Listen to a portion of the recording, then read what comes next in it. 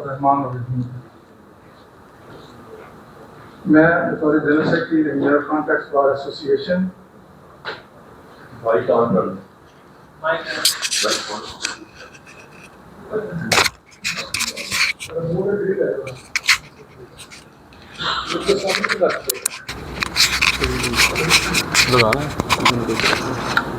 ये ऑन नहीं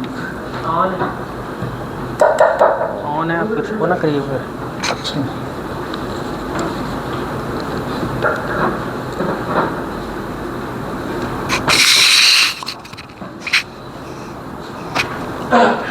मैं बतौर general secretary Rahimiya Khan tax bar association आपको खुश आमदीद कहता हूँ।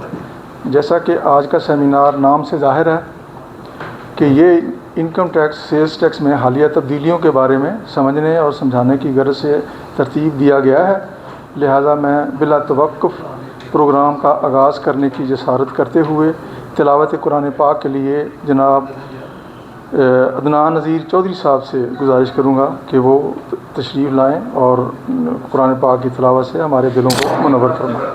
चौधरी अदनान साहब।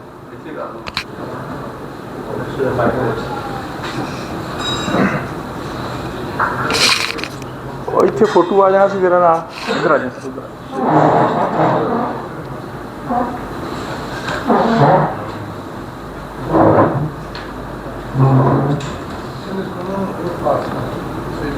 सर वो चेयर थोड़ी आगे कर।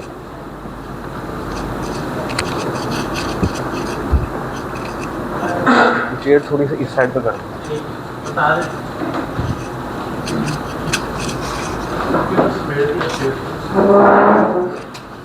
अऊज़ु बिल्लाहि मिनश शैतानिर रजीम। बिस्मिल्लाहिर रहमानिर रहीम। अलम नशरह लक सदरक व वदअना अन्का विज़रक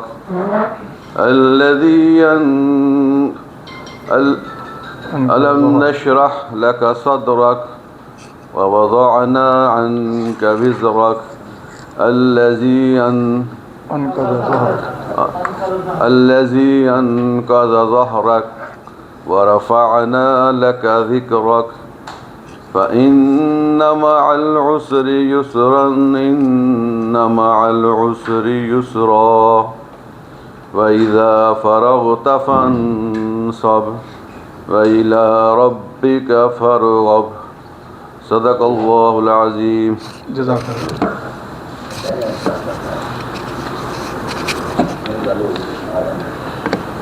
तिलावत के बाद नाते रसूल मकबूल सल्लल्लाहु अलैहि वसल्लम आप तमाम दोस्तों से गुजारिश है कि एक बार दुरूद पाक पढ़ लें।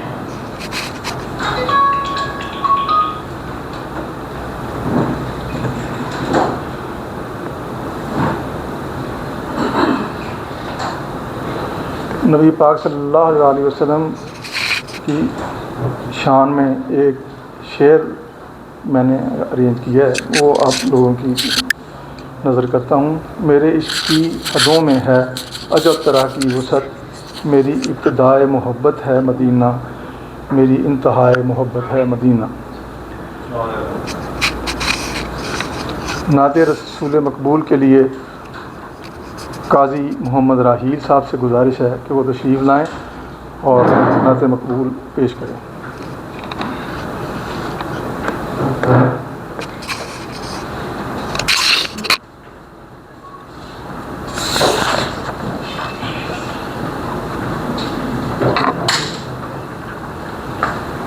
क्या गिरा नीचे?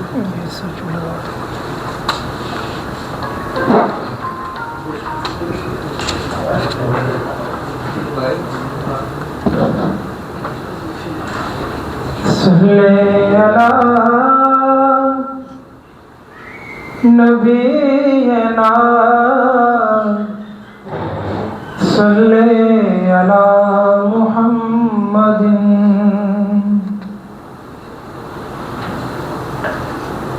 करम आज बालाए बाम गया है,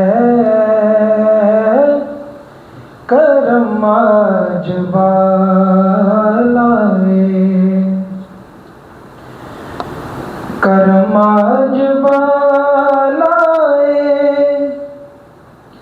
बामा गया है करम आज लाए, बामा गया है ज़ुबां पर मोहम्मद का नाम आ गया है, ज़ुबां पर मोहम्मद का नाम आ गया है, करम आज लाए। और मज़ा जब है सरकार, सरकार, मज़ा जब है सरकार, महशर में ये कह दे वो देखो हमारा गुलाम आ गया है, वो देखो हमारा गुलाम आ गया है, करम आज लाए, बामा गया है ज़ुबां पर मोहम्मद का।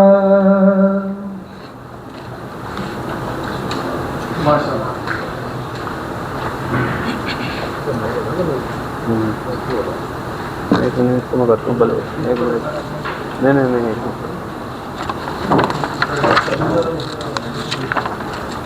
फील्ड कर रहा ना ये है।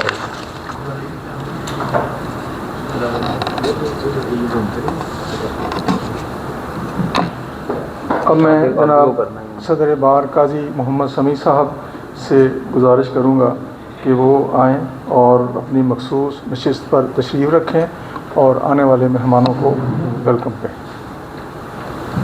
काजी मोहम्मद समी साहब।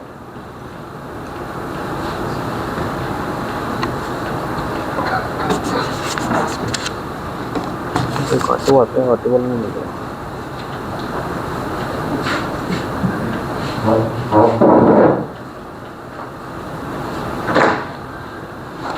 अब मैं जिस मेहमान को दावत देने जा रहा हूँ वो किसी मोहताज तारुफ के मोहताज नहीं हैं, बहुत शफीक हस्ती हैं। यहीं हिंगर ख़ान डिस्ट्रिक्ट से उनका ताल्लुक़ है और शायद रहीमिया ख़ान से उनका तौर असिस्टेंट कमिश्नर उनकी इब्तिदा हुई शायद। तो उनकी खिदमत में मैं एक शेर अर्ज़ करता हूँ। आप पसंद आए ये इत्तेफाक था, आप ही पसंदीदा रह गए ये इश्क है। दावत देता हूँ जनाब Jamshed offeree, commissioner appeal Bahawalpur.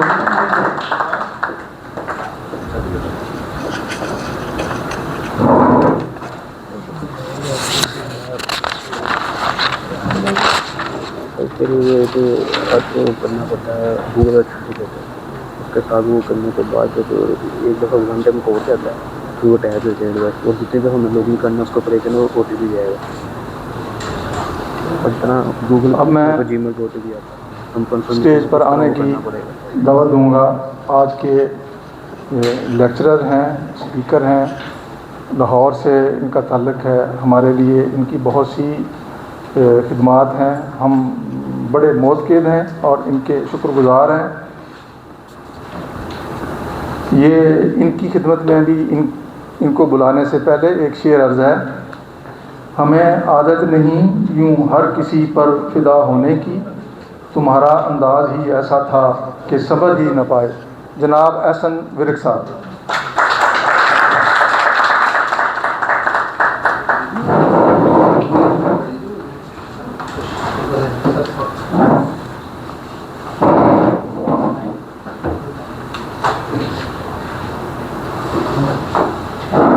जनाब विर्क साहब के हवाले से छोटा सा मैं इनका तारुफ करवाना ज़रूरी समझता हूँ। एहसन विर्क साहब पाकिस्तान चैनल के चेयरमैन हैं और हमारे दोस्तों के लिए इंतहाई शफीक और उस्ताद की तरह हैं। हमें जब भी कोई मसला दरपेश होता है तो मुझ समेत बहुत से साथी इनको फ़ोन पे इनसे रिक्वेस्ट करते हैं और वो अपनी इल्म के मुताबिक हम लोगों को गाइड करने की कोशिश करते हैं। और कभी इन्होंने जिसको कहते हैं ना कि माथे पे बल नहीं डाला। इनकी शफकत हमारे लिए काबिल तहसीन है। अब मैं हमारी बार के सीनियर तरीन मेंबर बल्कि हमारी बार के माथे के झूमर मैं तो उनको कहूँगा, गुजारिश करूँगा जनाब राना मोहम्मद ज़फ़रुल्लाह ख़ान साहब से ACMA हैं, वो तशरीफ़ लाएँ और अपनी मखसूस तशरीफ़ रखें।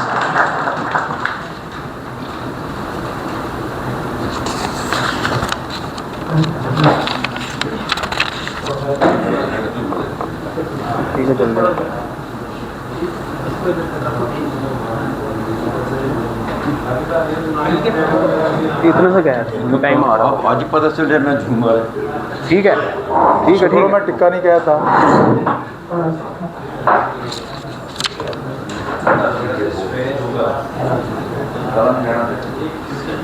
अब बिला तवक्कुफ़ मैं जनाब काजी मोहम्मद शमी साहब सदर टैक्स बार रहीम खान से मुल्तमिस हूँ कि वो स्टेज पे तशरीफ़ अपना माइक पे तशरीफ़ लाएँ और अपना सदारती खिताब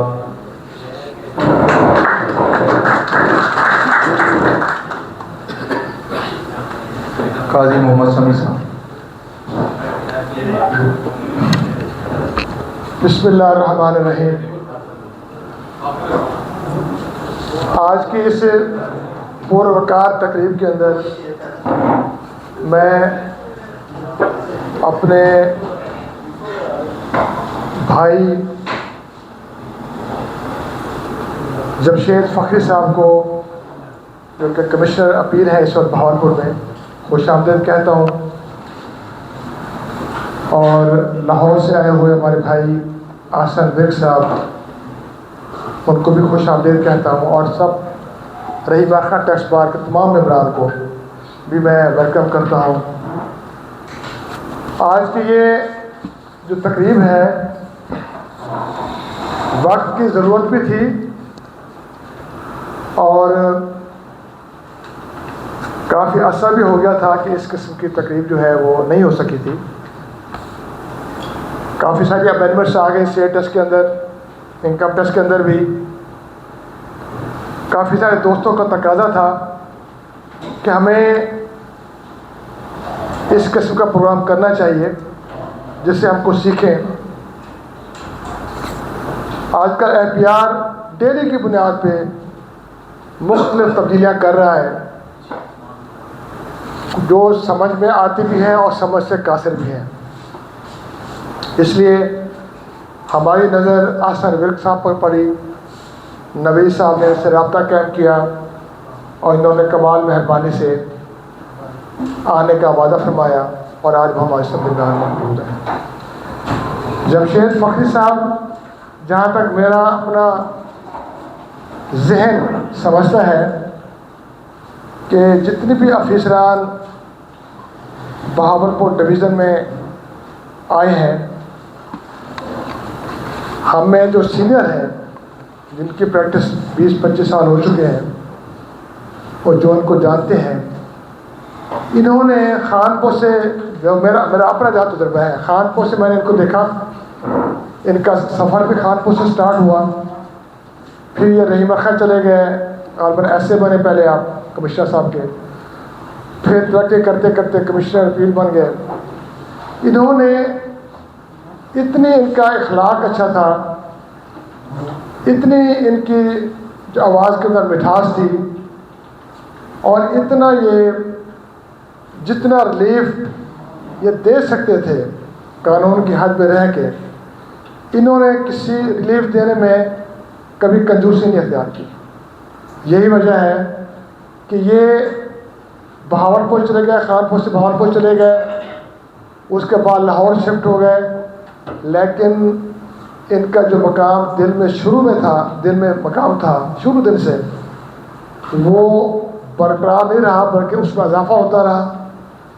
और लाहौर तक भी इनका राब्ता, इन्होंने भी हमसे रब्ता किया, हम भी इनसे राब्ते में रहे।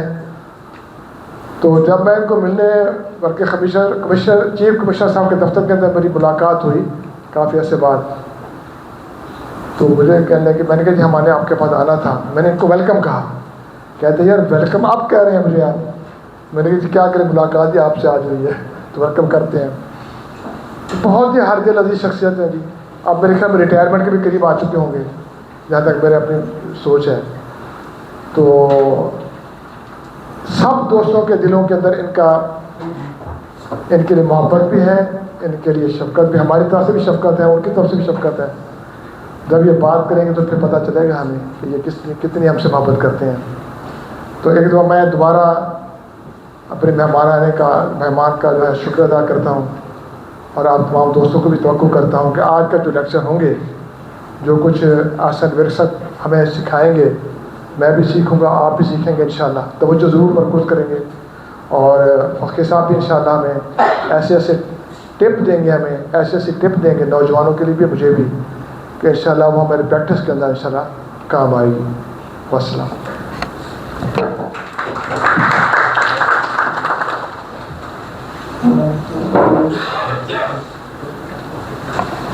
काजी समी साहब ने जितनी तारीफ़ें जनाब फ़कीर साहब की हैं, इसमें मैं समझता हूँ कि काफ़ी कंजूसी से इन्होंने काम लिया है। फ़कीर साहब इंतहाई शफीक इंसान और इतनी मोहब्बत देने वाले बंदे हैं। मुझे याद है कई साल पहले मैं लाहौर गया, उस वक्त इनकी पोस्टिंग लाहौर में थी, तो मैंने पैगाम भिजवाया जमशेद फ़कीर साहब को कि मैं आना चाहता हूँ। इन्होंने गेट पे बंदा भेजा कि यार मेरे दोस्त आ रहे हैं, आप उनको वसूल करके रिसीव करके मेरे ऑफिस में लेके आएँ।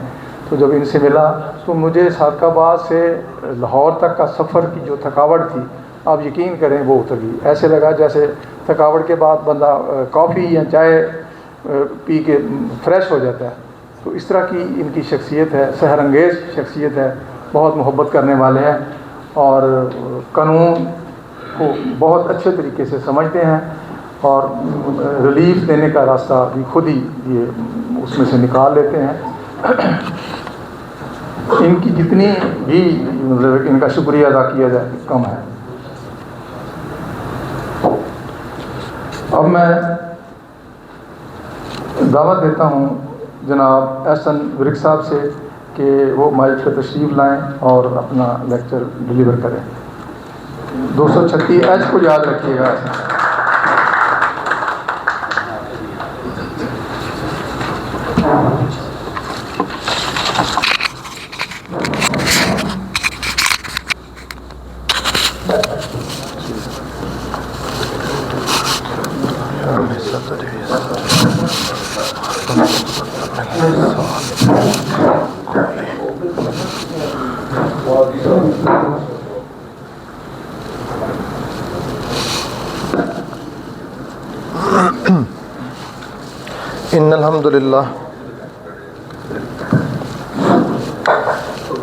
इन्नल्हम्दुलिल्लाह वस्सलातु वस्सलामु अला रसूलिल्लाह फअम्मा बाद।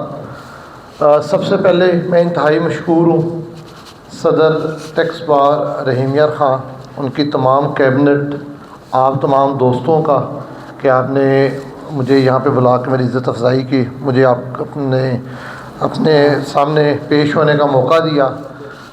और मुझे ज़्यादा खुशी हुई जब मुझे पता चला कि सर जमशेद फ़कीर साहब तशरीफ़ ला रहे हैं। जिस तरह आपका रहीम यार ख़ान में रहते इनसे मोहब्बत है, लाहौर अल्हम्दुलिल्लाह उससे ज़्यादा ये मोहब्बतें छोड़ के आए हैं, और उसी मोहब्बत ने आज हमें खींच के वो रहीम यार ख़ान लेके आई है उनका पीछा करते करते।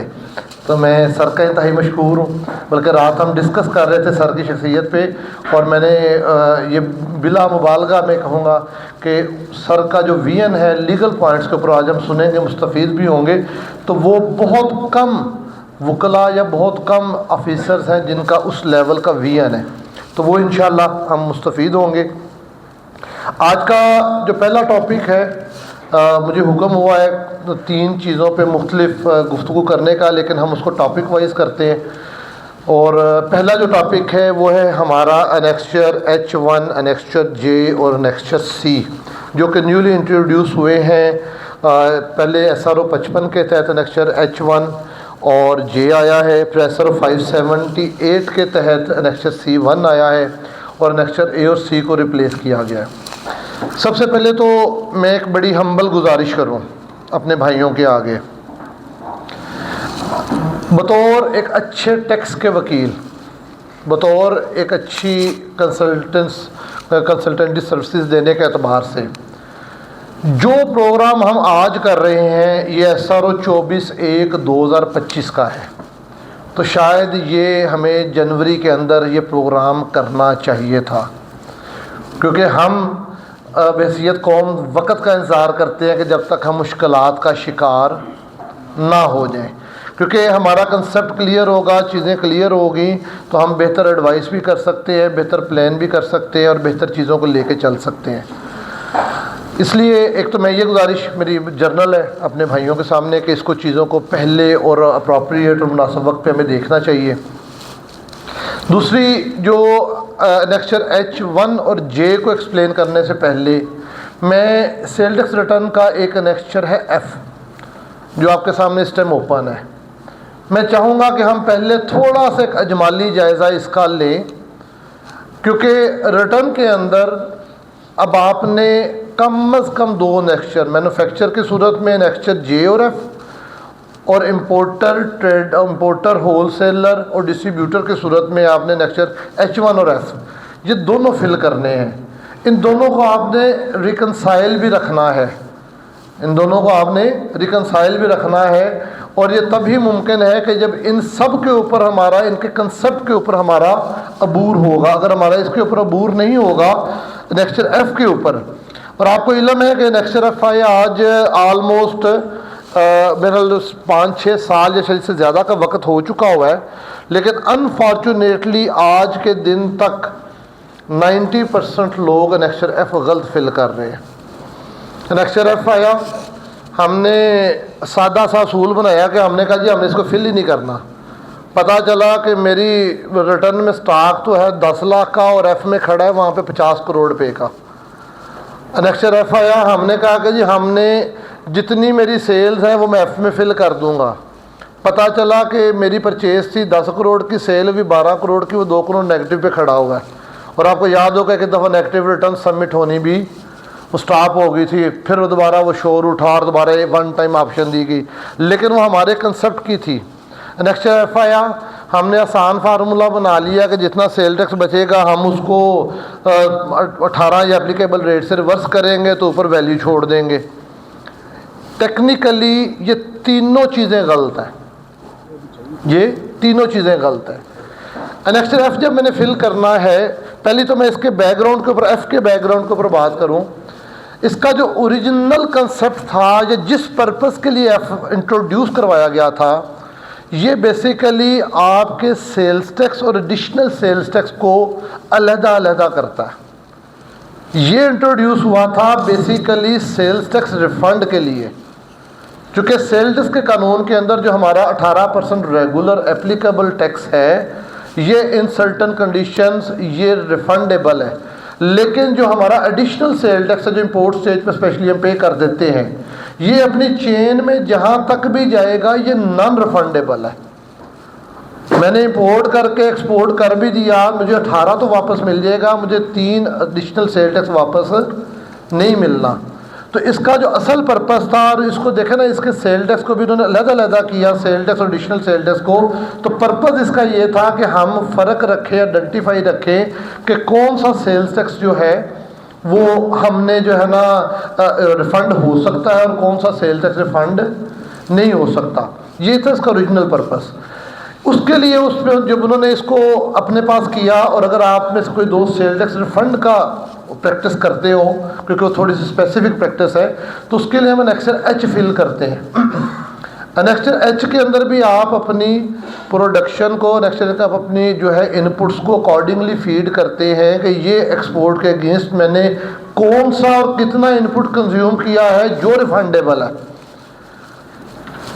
तो यहाँ पे और उसकी मैचिंग एच के साथ ये थी कि वो वाला आपका इनपुट हो सकता है, इनपुट होना और बात है, रिफंडेबल होना और बात है। तो उसको डिस्टिंग्विश रखने के लिए एफ और एच को इकट्ठे इंट्रोड्यूस, इनको इंटरलिंक किया गया था। लेकिन अब इसका कनेक्शन बनेगा मेरे एनेक्स्चर जे और H1 के साथ भी। मैं एनेक्स्चर H1 की पहले बात कर लूँ। पहली तो बात H1 के ऊपर आप क्लियर एक चीज़ ज़हन में रखें कि H1 जो है वो सिर्फ़ और सिर्फ 3 लोगों के ऊपर एप्लीकेबल है। क्योंकि ये सवाल आ रहा है, वो कहते हैं कि जी हमने POS मशीन लगाई हुई है, रिटेलर है, H1 फिल करने की कोशिश करते हैं तो H1 ओपन ही नहीं होता है तो वो सबमिट नहीं होता। हम मैन्युफैक्चरर हैं, हमने रिटेल आउटलेट भी शो किया हुआ है, हमने POS मशीन लगवाई हुई है, तो POS मशीन लगवाने वो हम जे फिल करना चाहते हैं तो जे ओपन नहीं होता तो वो सबमिट नहीं होता। H1 सिर्फ 3 लोगों ने फिल करना है, कमर्शियल इंपोर्टर ने, डिस्ट्रीब्यूटर ने और होलसेलर ने। इसमें ना तो रिटेलर शामिल है, ना इसके अंदर आपका जनरल ऑर्डर सप्लायर शामिल है, ना इसके अंदर आपका एक्सपोर्टर शामिल है। अगर बतौर ट्रेडर हो, बतौर मैन्युफैक्चरर हो तो फिर वो जे फिल करेगा, लेकिन ना इसके अंदर एक्सपोर्टर शामिल है। यानी कि इन 3 कैटेगरीज के अलावा, और ये कैटेगरी सिस्टम ऑटो रीड कर रहा है आपकी जो प्रिंसिपल एक्टिविटी आपके NTN पे लगी हुई है। आपका सबसे जो मेन चीज़ है जहाँ से आप आइडेंटिफाई करें कि सिस्टम किसी एनेक्स्चर को ओपन कर रहा है कि नहीं कर रहा, मुझे सही बिहेवियर दे रहा है कि नहीं दे रहा है, तो अपनी प्रिंसिपल एक्टिविटी दोबारा ज़रूर देखें। और प्रिंसिपल एक्टिविटी पढ़ने में भी आप सारे, चूँकि माशाल्लाह टैक्स प्रोफेशनल, आपको अंदाज़ा है कि वहाँ पे मतलब लिखा होता है importer, exporter, importer, distributor, exporter, importer, distributor, वो 4 लफ्ज़ एक में, लेकिन सिस्टम हर चीज़ का इकट्ठा इफेक्ट नहीं दे रहा होता। वो जो उसका लास्ट वर्ड होता है, अगर डिस्ट्रीब्यूटर लास्ट में है, एक्सपोर्टर लास्ट में है, इंपोर्टर लास्ट में है, जो एंड वाला वर्ड होता है उसको वो सिस्टम के ऊपर दे रहा होता है। कुछ केसेस में आपके बिजनेसेस एक से ज़्यादा ऐड होते हैं NTN पे, उस सूरत में भी हर प्रिंसिपल एक्टिविटी को सिस्टम रीड नहीं कर रहा होता। एक वो बिज़नेस जिस पे आपने सेल टैक्स टिक लगाई हुई है, जो मेन आपका बिज़नेस है, उसकी एक्टिविटी को सिस्टम अपने पास रीड करता है। तो इसलिए कहीं पे भी आपको ये मसला पहले आया कि जी H1 या जे प्रॉपर खुल नहीं रहा, तो सबसे पहले अपने NTN प्रोफाइल को री एग्जामिन कर लें और आपके प्रोफाइल में 100% आपको उसकी वजह मिल जाएगी। फिल करना है जी H1 3 लोगों ने, इंपोर्टर, कमर्शियल इंपोर्टर जो है, चूँकि मैन्युफैक्चर वो जो मैन्युफैक्चरिंग में चला जाएगा, जे में चला जाएगा, और होलसेल और डिस्ट्रीब्यूटर ने। अच्छा, इसका जो है, जो हमारा अब कंसेप्ट ये है कि H1 हमने कैसे फिल करना है और H1 और F में फ़र्क क्या है। पहले हम एनेक्स्चर F को दोबारा खोलें जी ज़रा। सर इसके ऊपर सबसे ऊपर हमारी थी वैल्यू जी, थोड़ा सा अगर और बड़ा हो सकता तो कर दें, ये इन्हीं को जो जी, हाँ जी। सबसे ऊपर हमारी थी वैल्यू, वैल्यू के बाद हमारा आया opening balance, purchase important during the period, ये C है जिसके लिए मैंने इसको ओपन करवाया आपके सामने। यहाँ पे वर्ड है consumed sold during the period, word है कंज्यूम्ड, ठीक है, कंज्यूम्ड ऑब्लिक सोल्ड। मैं इसकी अब मिसाल देता हूँ, जो मैंने पहले वो 4 बातें कही कि दोस्तों ने किस तरह F को हैंडल करने की कोशिश की। मैंने 1 करोड़ रुपये का मैंने टिश्यू पेपर ख़रीदा, 1 करोड़ रुपये का, मेरी परचेज़ 1 करोड़ रुपये आ गई। मैंने उसके अंदर से 50 लाख रुपए का जो टिश्यू पेपर है ना, हाफ क्वांटिटी, वो सेल कर दी है। की मैंने वो 65 लाख रुपए की है, की मैंने 15% मेरा वैल्यू एडिशन है, की मैंने 65 लाख रुपए की, और 50 लाख रुपए की क्वांटिटी मैंने उसके अंदर से फ़रोख्त कर दी है। अब जो हम नॉर्मल कंसेप्ट कर रहे हैं, तो हम करोड़ में से 65 लाख माइनस करेंगे तो बैलेंस तो 35 लाख रह जाएगा, जो कि दुरुस्त नहीं है। मैंने कंज्यूम 65 नहीं किया, मैंने कंज्यूम 50 लाख किया, मैंने कंज्यूम 50 लाख किया। 50 लाख अभी भी मेरे एनेक्स्चर में अवेलेबल है, मेरे पास स्टॉक में, इन्वेंट्री में, क्वांटिटी में भी अवेलेबल है, और अनकंज्यूम वैल्यू के तौर पे 50 लाख भी अवेलेबल है। यहाँ पे जो मेन वर्ड है वो है कंज्यूम्ड का। जब हम एनेक्चर H1 खोलेंगे तो वहाँ पे वर्ड आ रहा है वैल्यू का, जिसने हमें कंफ्यूज किया है, जो कि मेरी अपनी हम्बल सबमिशन में शायद दुरुस्त वर्ड नहीं है। हम उसकी बात करते हैं कि वैल्यू में, कॉस्ट में और कंजम्पशन में क्या फ़र्क है। कंजम्पशन आपके बिल्कुल सामने पेरेंट है कि वो चीज़ जो किसी भी टैक्सेबल एक्टिविटी के अगेंस्ट आपने यूटिलाइज कर ली, उसको इस्तेमाल कर लिया, वो कंज्यूम्ड है। कॉस्ट क्या है? कॉस्ट किसी भी चीज़ की वो रकम, वो जिसको उर्दू में हम लागत कह देते हैं, कि जिसमें परचेज, इंपोर्ट प्लस उसके जितने इंसिडेंटल चार्जेस हैं, उसके इनवर्ड जितने उसकी आपकी प्रोडक्शन या उसकी आपकी अपने पास वो चीज़ पहुंचाने तक के जितने चार्जेस हैं जो इनकम टैक्स में पड़ते हैं, वो सारी रकम मिल के वो कॉस्ट है। वैल्यू क्या है? वैल्यू आपकी है कि वो एक ऐसी रकम जिसको उर्फ़ आम में मतवक्किफ़ किया जाए कि अगर ये चीज़ फ़रोख्त होगी तो इसकी ये रकम मुझे हासिल हो सकती है। अब कॉस्ट डिटरमिन है, वैल्यू अगर आप उसको लीगल टर्म में देखें तो वो डिटरमिन नहीं हो सकती। मैं कहता हूँ जी ये मैंने बनाई है, मार्केट में इसकी वैल्यू जो है, इसकी यानी कि मैं लागत तो डिटरमिन कर सकता हूँ कि मैंने 50 रुपये का मटेरियल लिया, 10 रुपये लेबर लगी, 3 रुपये बिजली लगी, मुझे 63 रुपये में पड़ गई, लेकिन वैल्यू इसकी डिटरमिन नहीं हो सकती। कल को मुमकिन है मार्केट में एक 200 की बिके, सुबह शार्टेज हो जाए, ये 600 की भी बिक जाए, माल ज़्यादा आ जाए, ये मुझे 63 भी पूरे ना मिले, मुझे ये 50 की भी बेचनी पड़ जाए। तो वैल्यू बिल्कुल डिफरेंट चीज़ है। और वहाँ पे शायद थोड़ा सा गैर ज़रूरी तौर पे लफ्ज़ वैल्यू यूज़ हुआ है, जिसने ख़ास तौर पे हमें एनेक्चर H1 और J में कंफ्यूज किया हुआ है। क्योंकि अगर हम वैल्यू को पढ़ें तो परचेज़ वैल्यू मेरी जो है वहाँ पे आप ले रहे हैं, जो मेरी परचेज़ है वहाँ पे आप मुझे कॉस्ट भी ऐड नहीं करने दे रहे। परचेज़ साइड पे वो एनेक्चर A से ऑटो पिक हो रही है एनेक्चर H1 में और J में। और जब दूसरी तरफ आप आते हैं तो अगर वो मेरी सेल वैल्यू को आप डाल देंगे तो वो साज़र है कि मेरे नेक्स्टर्स को माइनस में लेके जाती है। अगर मैं वहाँ पे कॉस्ट वैल्यू डालना चाहूँगा तो कॉस्ट का वहाँ पे वर्ड नहीं है। अगर मैं वहाँ पे कंज्यूम डालना चाहूँगा तो कंज्यूम का वहाँ पे वर्ड नहीं है। लेकिन हाल यही निकलना है, ये निकलेगा कि जब हम कंज्यूम F का जो कंज्यूम हम यूज़ कर रहे हैं, F का कंज्यूम, इसके को अगर हम वहाँ पे लेके जाएंगे H1 में और J में, तो आपका वो एनेक्चर किसी हद तक रीज़नेबल तैयार होगा।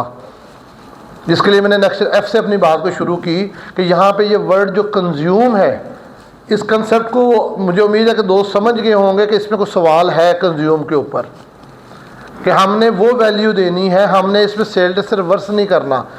मैंने 1 करोड़ रुपए की चीज़ें ख़रीदी, मैंने 80 लाख की चीज़ें 1 करोड़ की बेच दी, तो मेरा GST तो सारा कंज्यूम हो जाएगा, लेकिन वैल्यू मेरे पास अभी भी 20 लाख पड़ी होगी। वैल्यू मेरी अभी भी 20 लाख पड़ी होगी।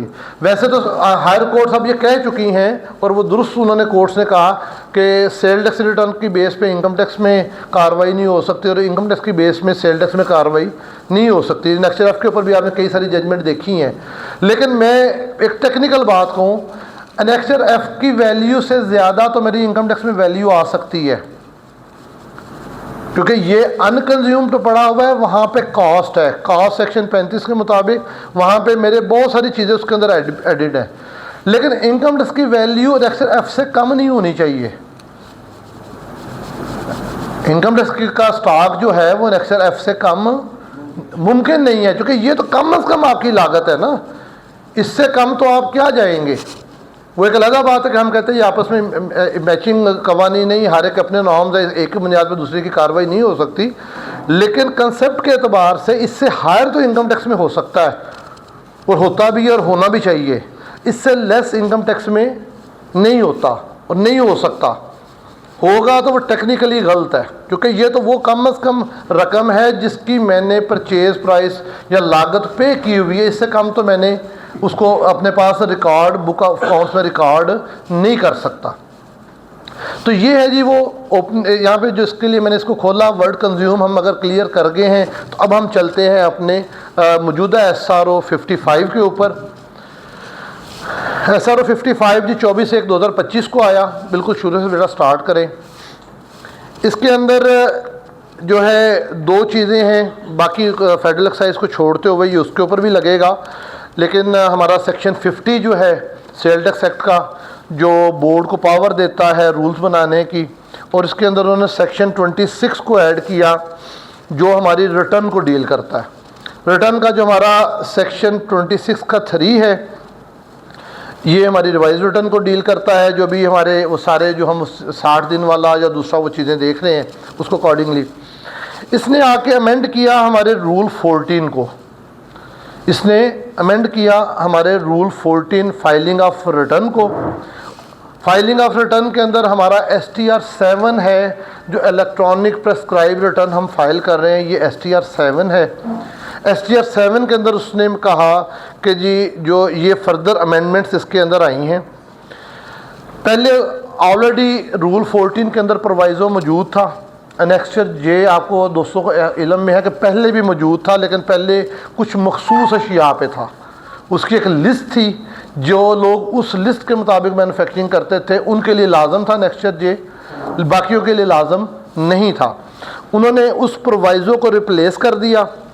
उन्होंने कहा कि जी अब आपके जो है ना बेटा SRO खोल लें, और स्टार्टअप से लाए ऊपर से, ये यही से थोड़ा नीचे कीजिएगा, प्रोवाइडेड नहीं उस दूसरी साइड पे डाउनवर्ड, और बेटा नीचे पूरा करें जी। Provided that all registered manufacturers making all provided all registered manufacturers making, यहाँ पे वर्ड आ गया है ऑल रजिस्टर्ड मैन्युफैक्चरर्स। अब ये सवाल आया था कि जी एक्सपोर्टर मैन्युफैक्चरर ने एनेक्सचर जे फिल करना है कि नहीं करना, तो उसका जवाब है कि करना है। एक यहाँ पे ऑल रजिस्टर्ड मैन्युफैक्चरर्स है, पहली बात। दूसरी बात कि जब आप एनेक्सचर में भी जाएंगे तो वहाँ पे लोकल सेल के अलावा वहाँ पे एक्सपोर्ट सेल को मेंशन किया गया कि आपने एक्सपोर्ट को भी अपनी प्रोडक्शन के साथ टैली करना है उसके अंदर, ठीक है ना जी। अच्छा, shall furnish in annexure J of the monthly return details of goods manufactured or produced and goods supplied. Manufactured or produced or and goods supplied, ये चीज़ें जो हैं हमने अपने annexure J के अंदर जो है जी, इसके अंदर यही है एनेक्सचर के अंदर उसका भी कॉलम है। इसको आप इस तरह मिला के पढ़ेंगे, अगर कोई बंदा उसकी है ही एग्जेम्प्ट गुड्स, तो क्या वो liable to sale tax registered है? वो तो liable to sale tax registered ही नहीं है। Liable to sale tax registered वो होगा जिसकी टैक्सेबल गुड्स होंगी। जिसकी टैक्सेबल गुड्स होंगी वो ये एनेक्सचर फिल करेगा जो प्रेस्क्राइब है। लेकिन जब आप एनेक्सचर फिल करेंगे तो वहाँ पे एग्जेम्प्ट गुड्स का कॉलम मौजूद है, वो आगे हम देख लेते हैं। फिर आपको अपनी जो टैक्सेबल और एग्जेम्प्ट और ज़ीरो रेट तीनों वहाँ पे जाके फीड करनी है। एक्सपोर्ट भी उसके अंदर शामिल है, एग्जेम्प्ट भी शामिल है और बाकी भी शामिल है। लेकिन ये है, आप वो यूँ समझ लें कि प्रेस्क्राइब पर्सन किसने फिल करना है। फिल तब होना है जब मेरी कोई ना कोई टैक्सेबल गुड्स हैं। अगर मेरी टैक्सेबल गुड्स हैं ही नहीं है तो मैं तो फिर सेक्शन 14 के तहत लायबल टू रजिस्टर्ड ही नहीं हूँ, तो फिर तो मैं रिटर्न से ही बाहर निकल जाऊँगा।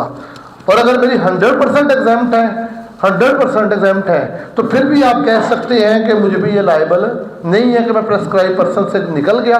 लेकिन अगर आपका मिक्स है, टैक्सेबल भी है और एग्जाम्प्ट भी है, ज़ीरो रेट भी है, तो फिर आपने ये फिल भी करना है और वहाँ पे डिक्लेयर भी करना है। ठीक हो गया जी। उसके अंदर जो है देखें, इस एनेक्सचर का ना इनका पहले एक हम बुनियादी एक चीज़ समझ लें, बहुत बुनियादी सी, जिस समय मैंने एनेक्सचर एफ का एक आपको बैकग्राउंड बताया कि वो क्यों आया था, उसका पर्पज़ क्या था और हमने अब उसको यूज़ किस तरह करना शुरू कर लिया। एनेक्सचर जे और H1 का जो बुनियादी पर्पज़ है वो फेक एंड फ्लाइंग इनवॉइस को रोकना है।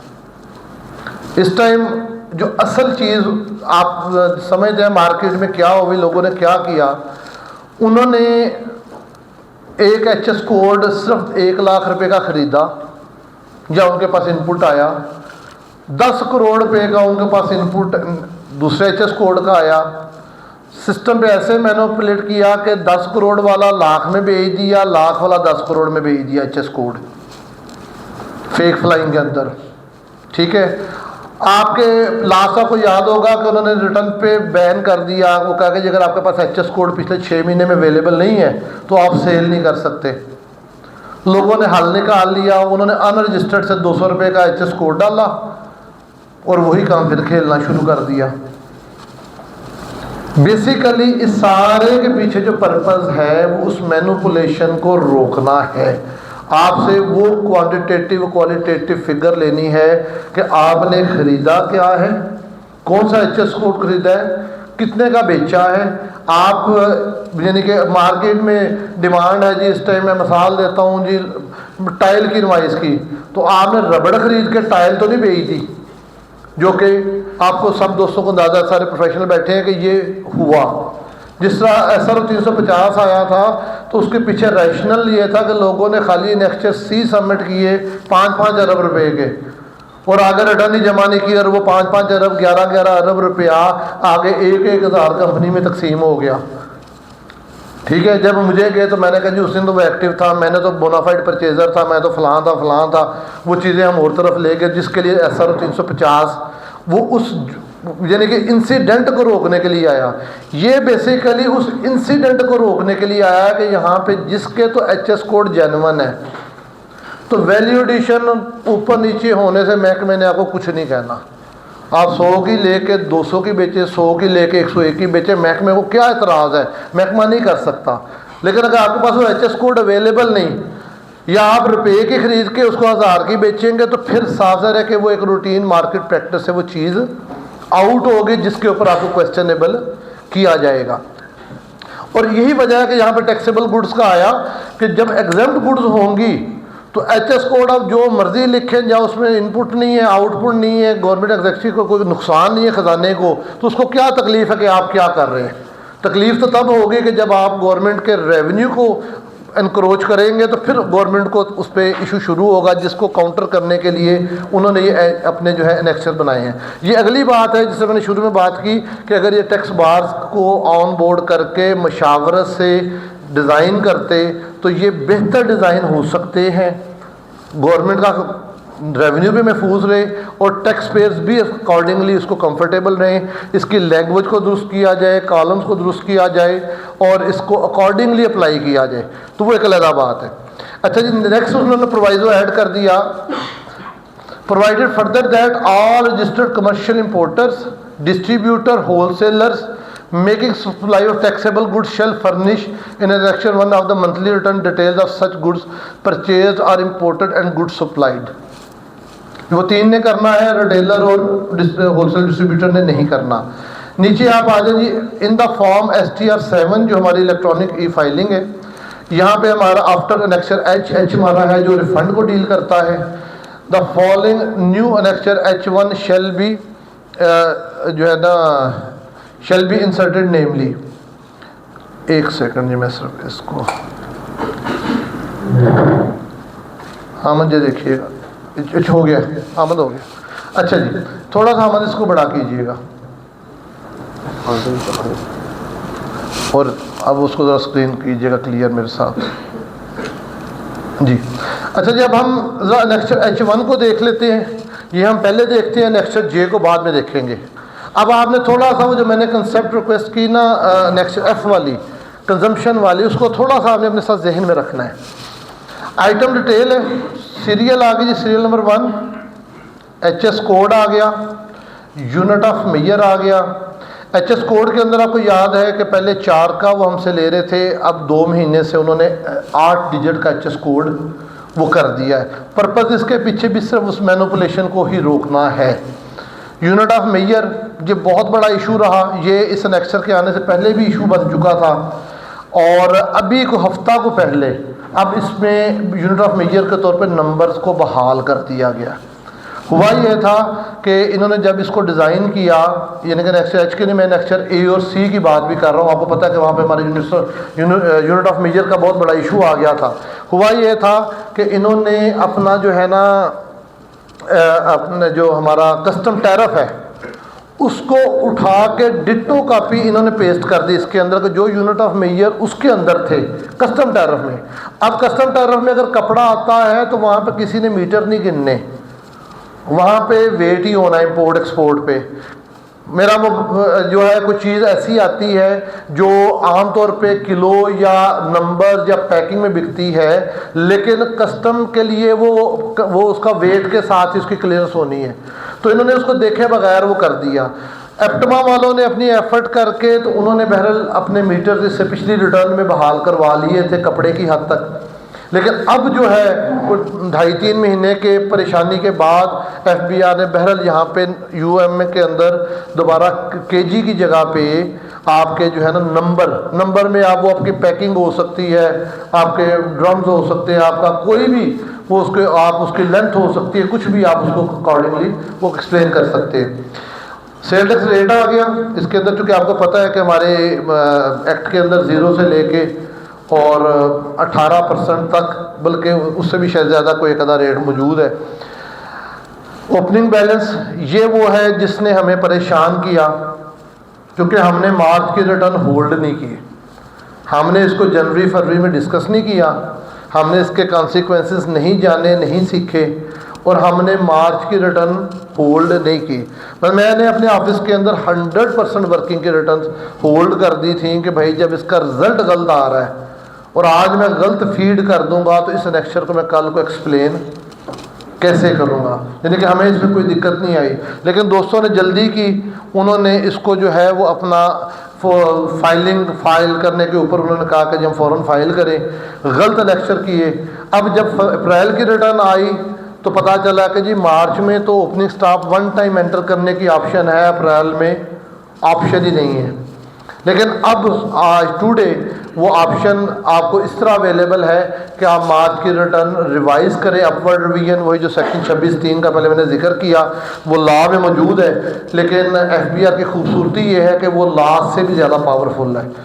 तो आपको याद है कि उन्होंने वो कानून किताब में होने के बावजूद पिछले 7-8 माह से या साल से हमारी ऑटो रिवीजन जो थी उसको वहाँ पे बैन कर दिया था कि हम नहीं कर पाते थे। तो अब बहरहाल उन्होंने दोबारा उसको बहाल किया है। आपको 50 या 100 या 200 रुपया सेल अनरजिस्टर्ड की बढ़ा के, या एक सेकंड ऑप्शन ये आती है कि आपने सेल नहीं बढ़ानी, आप नेक्स्ट G में चले जाएं, अपने उसमें खुद ही को डाल लें कि जी मैंने को 100 रुपया पेनल्टी मुझे पे लग गई थी, कोई चीज़ और लग गई थी फीडिंग करके, आपका चलान पिछले चलान से 50-100 बड़ा हो तो आपको ऑटो रिवीजन दे देगा।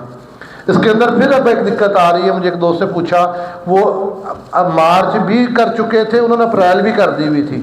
अब वो कहते जी मार्च तो मैंने रिवाइज कर ली है, वहाँ पे तो फीडिंग हो गई है, अब अप्रैल वो रिवाइज फिगर नहीं उठा रहा है, क्योंकि अप्रैल भी वो सबमिट भी कर चुके हैं। उस पर तब यही है कि दोबारा फिर FBI को अप्रोच करेंगे, देखेंगे FBI उसकी मैचिंग अब कैसे देता है। लेकिन जिन दोस्तों के अभी सिर्फ मार्च की रिटर्न फाइल थी वो अपनी रिवाइज करके इसको खुद अपनी पिछली, इसके लिए मैं रिक्वेस्ट करूंगा आप अपनी इनकम टैक्स रिटर्न के 30/6/24 के क्लोजिंग को ज़रूर देखें, 30/6/24 के आप नेक्स्ट F के क्लोजिंग को ज़रूर देखें, और उसके बाद आप अपनी थोड़ी सी 7-8 माह की एक rough working HS code wise, quantitative wise, quality wise, goods wise ज़रूर कर लें, ताकि फ्यूचर के अंदर आपको इसको एक्सप्लेन करना भी आसान हो। ये जो ओपनिंग स्टॉक है, कल को FBI आपसे मांग सकता है ना कि भाईजान आपने ये दिया तो मुझे इसकी थोड़ी सी कोई बैकग्राउंड हिस्ट्री तो देना कि आपके पास HS कोड कहाँ से आया था। ये तो नहीं कि पिछले साल पूरे में आपने HS कोड मंगवाया 2 लाख रुपए का, यहाँ पे इकट्ठी आपने 2 करोड़ की एंट्री डाल दी, तो उसको कुछ ना कुछ रीज़नेबल और पीछे उसका रिकॉर्ड ज़रूर होना चाहिए, ताकि कल को आपके लिए उसके अंदर दिक्कत उस तरह ना हो। आपने ओपनिंग स्टॉक दे लिया, वैल्यू ऑफ गुड्स दे ली, क्वांटिटी ऑफ गुड्स, यहाँ पे अब वो नंबर दोबारा आ गए हैं, अदरवाइज ये वो सिर्फ KG में उठा रहा था जो ज़्यादा दिक्कत थी हमारे पास। उसके बाद आ गया जी goods purchase / imported during the month. अब ये जो वर्ड वैल्यू है ये कंफ्यूज कर रहा है, जो मैंने पहले सारी बात में गुजारिश की कि यहाँ पे वो कहता है कि value of goods, value cost नहीं है, वैल्यू कंजम्पशन नहीं है। वैल्यू एक जर्नल, एक मार्केट का रेट है कि जिस पे ये आज चीज़ खरीदी या बेची जा सकती है। लेकिन सिस्टम परचेज और इंपोर्ट के अंदर मेरी जो परचेज या इंपोर्ट की वैल्यू उसको ले रहा है, परचेज या इंपोर्ट की वैल्यू को ले रहा है। अब इंपोर्ट के अंदर प्रॉब्लम क्या है कि इंपोर्ट के अंदर जब मैं अपनी जीडी एक डिक्लेयर करता हूँ, जीडी क्लियर करवाता हूँ, तो एक मेरी वहाँ पे डिक्लेयर्ड वैल्यू होती है, एक मेरी वहाँ पे असेस वैल्यू होती है।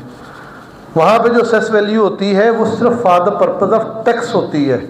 मेरी एक्चुअल कॉस्ट जो है वो डिक्लेयर्ड वैल्यू है, जो कि मैंने अपनी इंपोर्ट के अगेंस्ट मैंने बैरून मुल्क पे करनी है, तो मेरी कास्ट वो होती है। लेकिन सिस्टम जो यहाँ पे उठा रहा है, ये उठाएगा वो असेस वैल्यू को उठा रहा है, जो कि आपके सेल टैक्स रिटर्न या वहाँ पे आता है लेक्चर 1 के अंदर, और वो वैल्यू टेक्निकली असेस वैल्यू होती है फॉर द पर्पज़ ऑफ आपके उसके जो है वो टैक्सेशन। लेकिन वो दूसरी तरफ हम बात बड़ी लंबी निकल जाएगी, तो खैर उसको अकॉर्डिंगली यहाँ पे आपकी वैल्यू ऑफ गुड्स अब आएंगी, इसको वो सीधे आपके नेक्स्ट से उठा रहा है। हम उस बहस में अब नहीं जाते कि वो लीगल क्या है, लेकिन पहले वैल्यू ऑफ गुड्स आएंगी, क्वांटिटी ऑफ गुड्स आ गई, नीचे करें जी और साइड्स कीजिए। अच्छा जी, पहले आ गया डोमेस्टिक टैक्सेबल सप्लाईज, यहाँ पे वैल्यू ऑफ गुड्स और quantity of goods. Annexure H1 में मेरी हम्बल सबमिशन है कि आप यहाँ पे F वाली कंजम्पशन दें, F वाली कंजम्पशन दें। 1 करोड़ रुपये में मैंने 1000 पीस खरीदा था, 500 पीस मैंने 65 लाख में बेच दिया, तो यहाँ पे मेरा कंजम्पशन 50 लाख ही आनी चाहिए और क्वांटिटी 500 ही आनी चाहिए। मेरे पास 500 पीस और 50 लाख वैल्यू एंड पे जाके बचनी चाहिए। यानी मैं कंजम्पशन यहाँ पे अगर मैं कंजम्पशन फीड करूँगा अपनी गुड्स की और वैल्यू को कंजम्पशन के साथ टैली करके फीड करूँगा, तो मेरा क्लोजिंग बैलेंस ठीक आएगा, जिसने अगले महीने मेरा ओपनिंग बनना है। अगर यहाँ पे मैं सेल वैल्यू दे दूँगा जो वो कहता टैक्सेबल डोमेस्टिक टैक्सेबल सप्लाईज, नेक्चर A की फिगर दे दूंगा, तो मेरी सप्लाई तो ऑलमोस्ट परचेज से ज़्यादा ही होनी है। एट द एंड तो ये नेगेटिव में चला जाएगा ना। मेरा स्टॉक नेगेटिव हो सकता है, ज़ीरो तो हो सकता है, स्टॉक नेगेटिव कैसे होगा? ठीक है। और मेरी वैल्यू भी नेगेटिव नहीं हो सकती, ज़ीरो तो हो सकती है कि जी मैंने सारा खरीदा, सारा बेच दिया, पिछले महीने का सारा स्टॉक इस महीने बेच दिया, ड्यूरिंग द मंथ सारा बेच दिया, लेकिन वो नेगेटिव नहीं होनी। अगर आप उस कंजम्पशन को जहन में रख के इसको फिल करेंगे, अब वो कर क्या रहा है, आपको वो ऑटो दे देता है एनेक्चर A की फिगर, लेकिन अब एडिटेबल है। पहले प्रॉब्लम था कि वो एडिटेबल नहीं थी, वो डल हो जाती थी, हम उसको कुछ भी नहीं थे कर सकते, जिसकी वजह से वो एंड रिजल्ट ठीक नहीं था दे रहा। अब यहाँ पे आपने उस मिसाल को ज़हन में रख के कि करोड़ में अगर 1000 पीस था और 500 पीस 65 लाख में बिका, तो मेरे पास टेक्निकली यहाँ पे जो फीड करूँगा कंजम्पशन के अतबार से वो 500 पीस करूँगा और 50 लाख करूँगा कास्ट वैल्यू। ठीक है। फिर मेरा एंड पे वही 50 लाख भी बच जाएगा, इसको माइनस करके, और 500 पीस की क्वांटिटी भी बच जाएगी, जो अगले महीने में मुमकिन है फिर 62 लाख ही बेच दूँ, अगले महीने मुमकिन 48 लाख ही बेच दूँ, जो भी करूँ। लेकिन यहाँ पे आप कंजम्पशन को लेके आए, इसमें आप कास्ट वैल्यू रखेंगे तो हम महफूज रहेंगे, कास्ट वैल्यू रखेंगे तो सेव होगा। कन्फ्यूजन सिर्फ इस लफ्ज़ वैल्यू से है, क्योंकि ये वैल्यू सर बड़ी अच्छी तरह जानते हैं। यहाँ पे शायद हमें reading down principle sir adopt करना पड़ेगा, ठीक है ना, कि अब वो हमें ही उसमें कुछ सोचना है कि किस तरह ये ला भी महफूज रहे और हमारा रिजल्ट भी एक्यूरेट रहे। और सर ने तईद भी कर दी मेरी बात कि सर ऐसे ही है जी। तो इसलिए ये वर्ड वैल्यू को आप कंजम्पशन या कास्ट के साथ पढ़ें तो आपका रिजल्ट ठीक रहेगा। आप वैल्यू की लीगल डेफिनेशन पे चले जाएंगे तो ये ठीक नहीं हो सकता, क्योंकि वैल्यू डिटर्मिनेशन का कोई लॉ रूल फार्मूला प्रेस्क्राइब नहीं है। कास्ट के आपको सारा कुछ मिल जाता है। वैल्यू तो फेयर मार्केट वैल्यू सिर्फ प्रॉपर्टी की हद तक या चंद चीज़ों की हद तक है, अदरवाइज कौन उसको डिटर्मिन करेगा कि इसकी फेयर मार्केट वैल्यू क्या है आज के दिन किस चीज़ की। तो यहाँ पे आप कास्ट को और लेक्चर एफ को, अब जब एफ और ये H1 की मैं बात करूँ आप ले के चलेंगे तो आपके ये रिजल्ट दोनों सेम आएंगे। वहाँ पे भी वही फिगर बचेगी क्योंकि आपने कंज्यूम डाला ना। यहाँ पे भी जब कंज्यूम डाल लेगा कास्ट के साथ तो आपकी सेम फिगर बचेगी एंड पे। H1 की हद तक आपको F और H1 को मिला के पढ़ना और मिला के चलाना चाहिए। F के अंदर HS कोड नहीं था, F के अंदर मेरे पास क्वालिटेटिव क्वांटिटेटिव नहीं था, वो टोटल का लमसम था। यहाँ पे मेरे पास वो बाइफरकेट हो गए हैं, यहाँ पे मेरे पास वो बाइफरकेट हो गया। जो F में एक फिगर थी यहाँ पे मुमकिन है 10 HS कोड को मिलाने के बाद वो फिगर वो इकट्ठी बने। तो यहाँ पे सिर्फ उसकी डिटेल आएगी जी।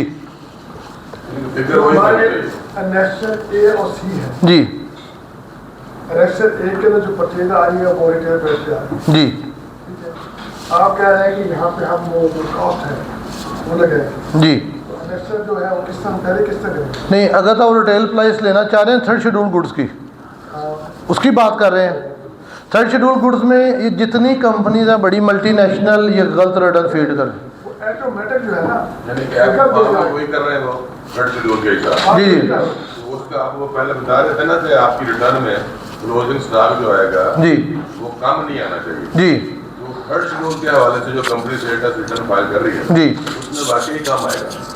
नहीं, मैं उसमें गुजारिश कर देता हूँ यहाँ पे जो एफ में ले रहे हैं वो जी। वो थर्ड शेड्यूल वाली आइटम ले रहे हैं। नहीं, मैं गुजारिश करता हूँ उसको, मैं उसको इस तरह गुजारिश कर देता हूँ जी जी। नेशनल ए के अंदर वो माइक दूसरा भी दें ज़रा। नेशनल ए के अंदर चूँकि हाँ, मैं सबको दे दें रिटेल प्राइस आ गया वहाँ पे, जी। तो हम जो वहाँ पे क्योंकि वो टैक्स को खत्म करने के लिए हमने नेशनल सी के अंदर भी रिटेल सेल डालेंगे। टैक्स सेव का होगा ना उसको। नहीं, आप सवाल करें फिर मैं उसको प्रॉपर एक्सप्लेन करता क्या वो दोनों डिफर नहीं करेंगे यहाँ पे? हूँ जी दोनों चीज़ें वो डिफर नहीं करेंगी वहाँ जी। पे? अच्छा, मैं इसमें गुजारिश कर देता हूँ आपकी उसी बात को ना। अगर यहीं पे हम बात को रोक के, चूँकि उसका H1 से तल्लक है, बात का हम एक्सप्लेन भी कर लेते हैं और उसको आंसर भी कर लेते हैं। थर्ड शेड्यूल गुड्स का कानून ये है कि जो आइटम थर्ड शेड्यूल के अंदर है उसके मैन्युफैक्चरर और इम्पोर्टर ने जब वो चीज़ें बेचनी हैं तो उसने जो उसकी एक MRP प्राइस मुतय्यन करनी है, सेल्स टैक्स उसने उसके ऊपर चार्ज करना है और पे करना है। और डाउनवर्ड जब तक हम उस MRP से अबव नहीं जाएंगे तो हमारे लिए वो सेल टैक्स कफ़ायत करेगा। लेकिन जो सेल टैक्स रिटर्न के अंदर जब हम उसकी फीडिंग करेंगे तो उस जो सप्लायर है मैन्युफैक्चरर या इंपोर्टर उसने वहाँ पे 4 कॉलम की फीडिंग देनी है। उसे वहाँ पे हम वैसे देते हैं 3 x value sale tax inclusive, उसने वहाँ पे 4 कॉलम की फीडिंग देनी है और उसके अंदर उसने अपनी एक्स वैल्यू वो देनी है जिस पे वो मुझे बेच रहा है। फिर एक उसने वैल्यू देनी है जिसके ऊपर वो MRP लगनी है। GST उसने MRP का लेना है, एक इंक्लूसिव वैल्यू आएगी वो MRP के साथ आएगी। लेकिन मेरी कास्ट वैल्यू वो नहीं है, मेरी कास्ट वैल्यू वो है जिस पे मैंने एक्चुअल वो ख़रीदा है एक्स वैल्यू पे माइनस जी, ठीक है ना, मेरी कास्ट वैल्यू वो है। अब बहुत बड़ी बड़ी कंपनीज यहाँ पे अपनी जान छुड़ाने के लिए वो दोनों फिगर्स को सेम रख के बेच देती हैं, ठीक है, आपको इनवाइस पे ट्रेड डिस्काउंट दे देती हैं लेकिन वो अपने उसके ऊपर वो नहीं करती। अच्छा, अब आपने जब माल बेचा आगे, आपने होलसेलर को दिया, आपने रिटेलर को दिया, चूँकि ये तो डिस्ट्रीब्यूटर को माल आता है मेन। अब आपको भी कानून यही कहता है कि आप 4 फिगर्स की कॉलम की उसकी फीडिंग करें। अगर तो ये दोनों फीडिंग दुरुस्त है तो फिर तो कन्फ्यूजन ही कोई नहीं ना। मसला शुरू होता है जब ये फीडिंग हमें गलत मिलती है पीछे से। अगर ये दोनों फीडिंग दुरुस्त है और मेरी एक्स वैल्यू मैंने भी सही डिटरमिन की है, मेरे सप्लायर ने भी सही डिटरमिन की है और मैंने MRP को लहदा रखा है, अपनी वैल्यू को लहदा रखा है, तो मैं तो अपनी वैल्यू की बुनियाद पे अपनी इनकम टैक्स रिटर्न भी बनाऊंगा, वैल्यू की बुनियाद पे F बनाऊंगा, वैल्यू की बुनियाद पे H1 बनाऊंगा। अब उसने कर दिया कि भाई मैं नहीं लड़ सकता ABC कंपनी से, मैं नाम नहीं लेता क्योंकि रिकॉर्डिंग हो रही है, मल्टीनेशनल बड़ी बड़ी मल्टीनेशनल ये गलत कर रही हैं और बादर नहीं करती क्योंकि उन्हें मार्केट में माल बिक रहा है, वो अपने डिस्ट्रीब्यूटर को बादर नहीं करती। अब मेरे पास गलत आ गया तो अगर तो हम उसको अपनी सेल में भी टैक्स पूरा आप कंज्यूम करने के लिए फाइनल फिगर डाल देते हैं तो फिर मेरा मशवरा है कि आप F और H1 दोनों के अंदर आप उस MRP के रिटेल प्राइस के मुताबिक अपनी कॉस्टिंग निकाल लें। क्योंकि आपकी परचेज भी उसी पे आ रही है और सेल भी उसी पे बनाएंगे तो कॉस्टिंग यहाँ पे निकलेगी। और दूसरी वजह मैंने जिससे शुरू में बात की, FBR का असल मकसद पर्पज़ HS1 की मैनिपुलेशन रोकना है। उस HS कोड के अंदर खेलते हुए आपने वैल्यू एडिशन 2 रखा या 20 रखा, FBR इस पर आपको ना एतराज़ करेगा ना कर सकता है, ये आपका कानूनी राइट है।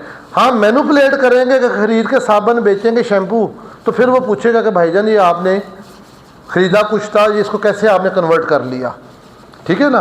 तो इसलिए आप उसको फिर अगर एक साइड आपकी MRP पे आएगी तो दूसरी साइड भी MRP पे बना लें, फिर आपका मसला इसकी हद तक हल होगा। लेकिन अपनी कंपनी को लेटर ज़रूर लिखें कि भाईजान हम पे मेहरबानी कर दें, हमें इनकम टैक्स रिटर्न में भी दिक्कत आ रही है, कल को उसमें भी दिक्कत आती है, जब मेरी सेल परचेज बराबर आ जाती है तो मेरा वैल्यू एडिशन कहाँ गया, ठीक है। फिर 236G(H) के मसाइल वहीं पे आ जाते हैं कि वो टोटल वैल्यू पे अप्लाई होंगे, कि वो उसमें से वो डिस्काउंट होने के बाद होने हैं, किधर होने हैं जी। सर ये आपके पास सही है, बाद रवायतों में दोनों वैल्यू होती हैं, वैल्यू ट्रेड वैल्यू जी जी और एक रिटेल प्राइस होती है जी। लेकिन जब ये हम रवायतें उठाते हैं ना नेक्स्ट डे में जी, और जब सी में फीडिंग करते हैं तो मेन पेज पे ना वो रिटेल प्राइस वाली वैल्यू उठाता है सिस्टम खुद ही।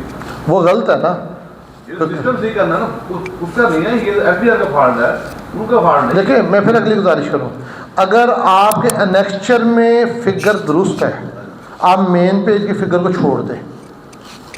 अगर आपके एनेक्चर में फिगर गलत है, यानी कि उसमें वो MRP और जो है आपकी डिस्काउंट वैल्यू को सेम रख रहा है, फिर तो आपकी मजबूरी है, जो मैंने पहले बात की, फिर आप उसके ऊपर चले जाएं। अगर एनेक्चर में फिगर ठीक है, उसने चारों फिगर सही फिल की हुई हैं, चारों फिगर्स, तो फिर आप एनेक्चर यानी कि मेन रिटर्न की फिगर पे नहीं जाना, फिर आप इसको उसके मुताबिक करेंगे। आप F में सेल टैक्स की इजाफी कंजम्पशन डाल लेंगे, MRP का जो डिफरेंस है उसकी इजाफी कंजम्पशन डाल लेंगे, लेकिन कॉस्ट के अंदर आप वही कंजम्पशन डाल लेंगे जो आपको डिस्काउंट करके आपकी प्राइस मिली हुई है जी, ट्रेड वैल्यू। ये अब तीनों चारों सिनेरियो में आपको देखना है कि आपके केस में एनेक्चर की फिगर दुरुस्त है कि नहीं। अगर एनेक्चर भी गलत है तो रिजल्ट मेन रिटर्न पे ऑटो गलत है, फिर तो आप उसी को अडॉप्ट कर लें और कंपनी को लेटर ज़रूर लिख दें कि भाईजान हम पे मेहरबानी करें, इसको ठीक करें।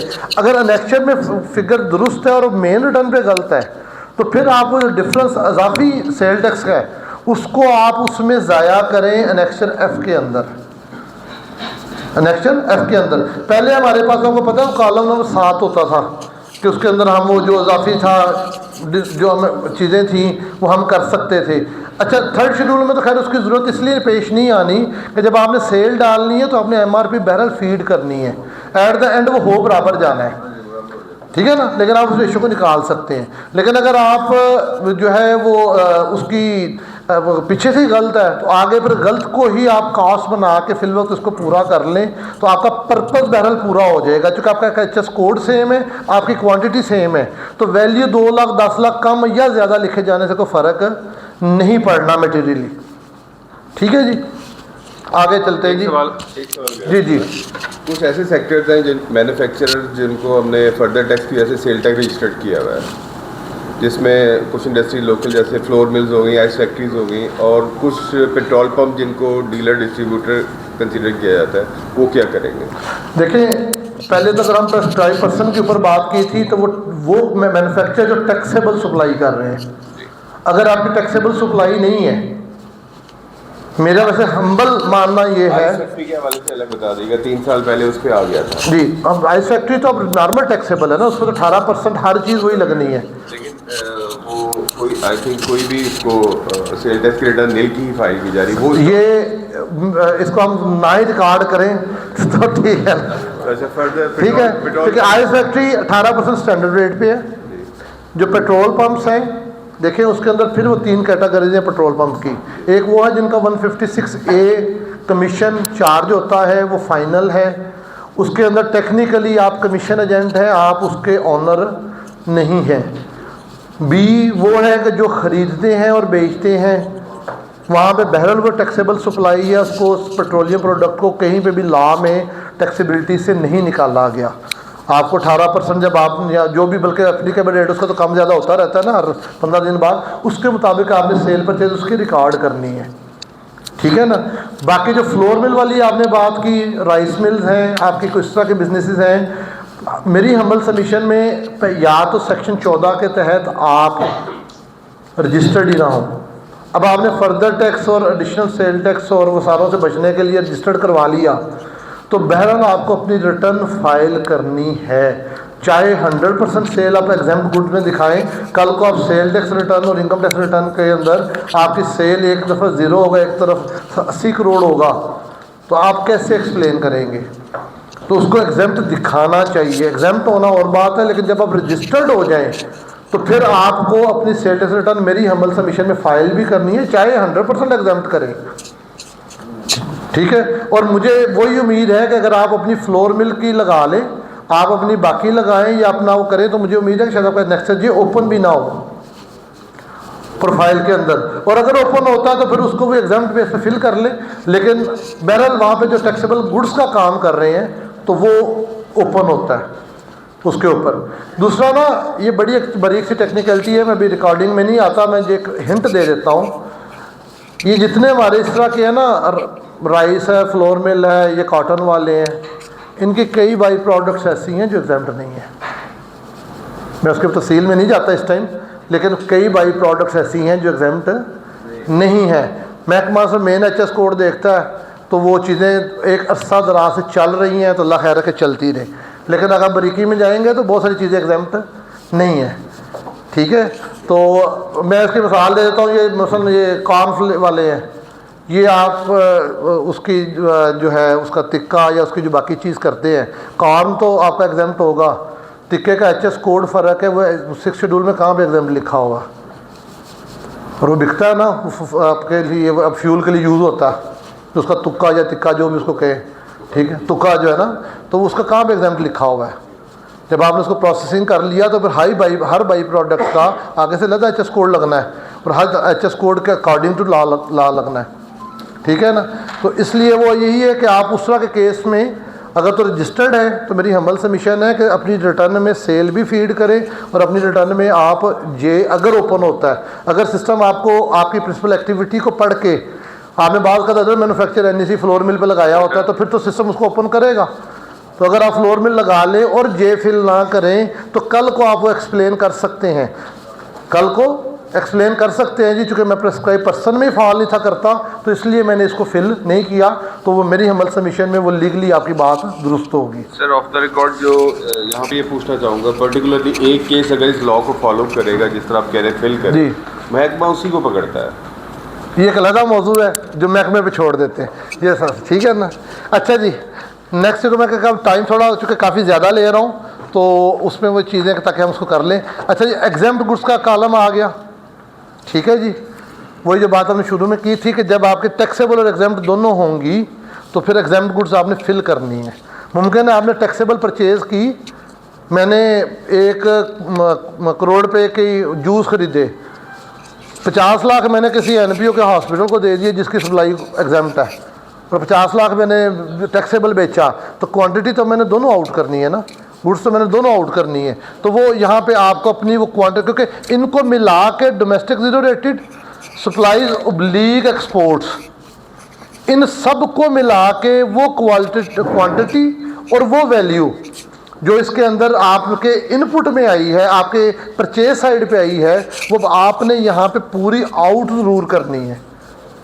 मेरी हम्बल सबमिशन में यहाँ पे वैल्यू से ज़्यादा अहम क्वांटिटी है, क्योंकि वैल्यू आप अपने वैल्यू एडिशन के साथ कभी भी रिकंसाइल करा सकते हैं, वो नफ़े में भी हो सकती है, वो नुकसान में भी हो सकती है, लेकिन क्वांटिटी तो आपने शो करनी है ना कि अगर ये 1000 पीस आया तो 1000 पीस अगर नहीं बिका तो बाकी का पीस किधर पड़ा हुआ है, ठीक है ना। तो क्वांटिटी को आपने वो ज़रूर करना है। बाकी अब वो जो नंबर्स का हमें उसमें मिल गया यूनिट ऑफ मेजर में, तो उसके अंदर बहरहाल अब हमें सहूलत है कि 19-20 वहाँ पे आज कल कभी भी रिकंसाइल ऊपर नीचे हो सकती है कि जी हमने आया था ये एक हमने 6-6 का पैकेट बना के इकट्ठा डिब्बा बेच दिया, उसको हमने नंबर रिपोर्ट किया हुआ है, तो वो चीज़ें आप कर सकते हैं। लेकिन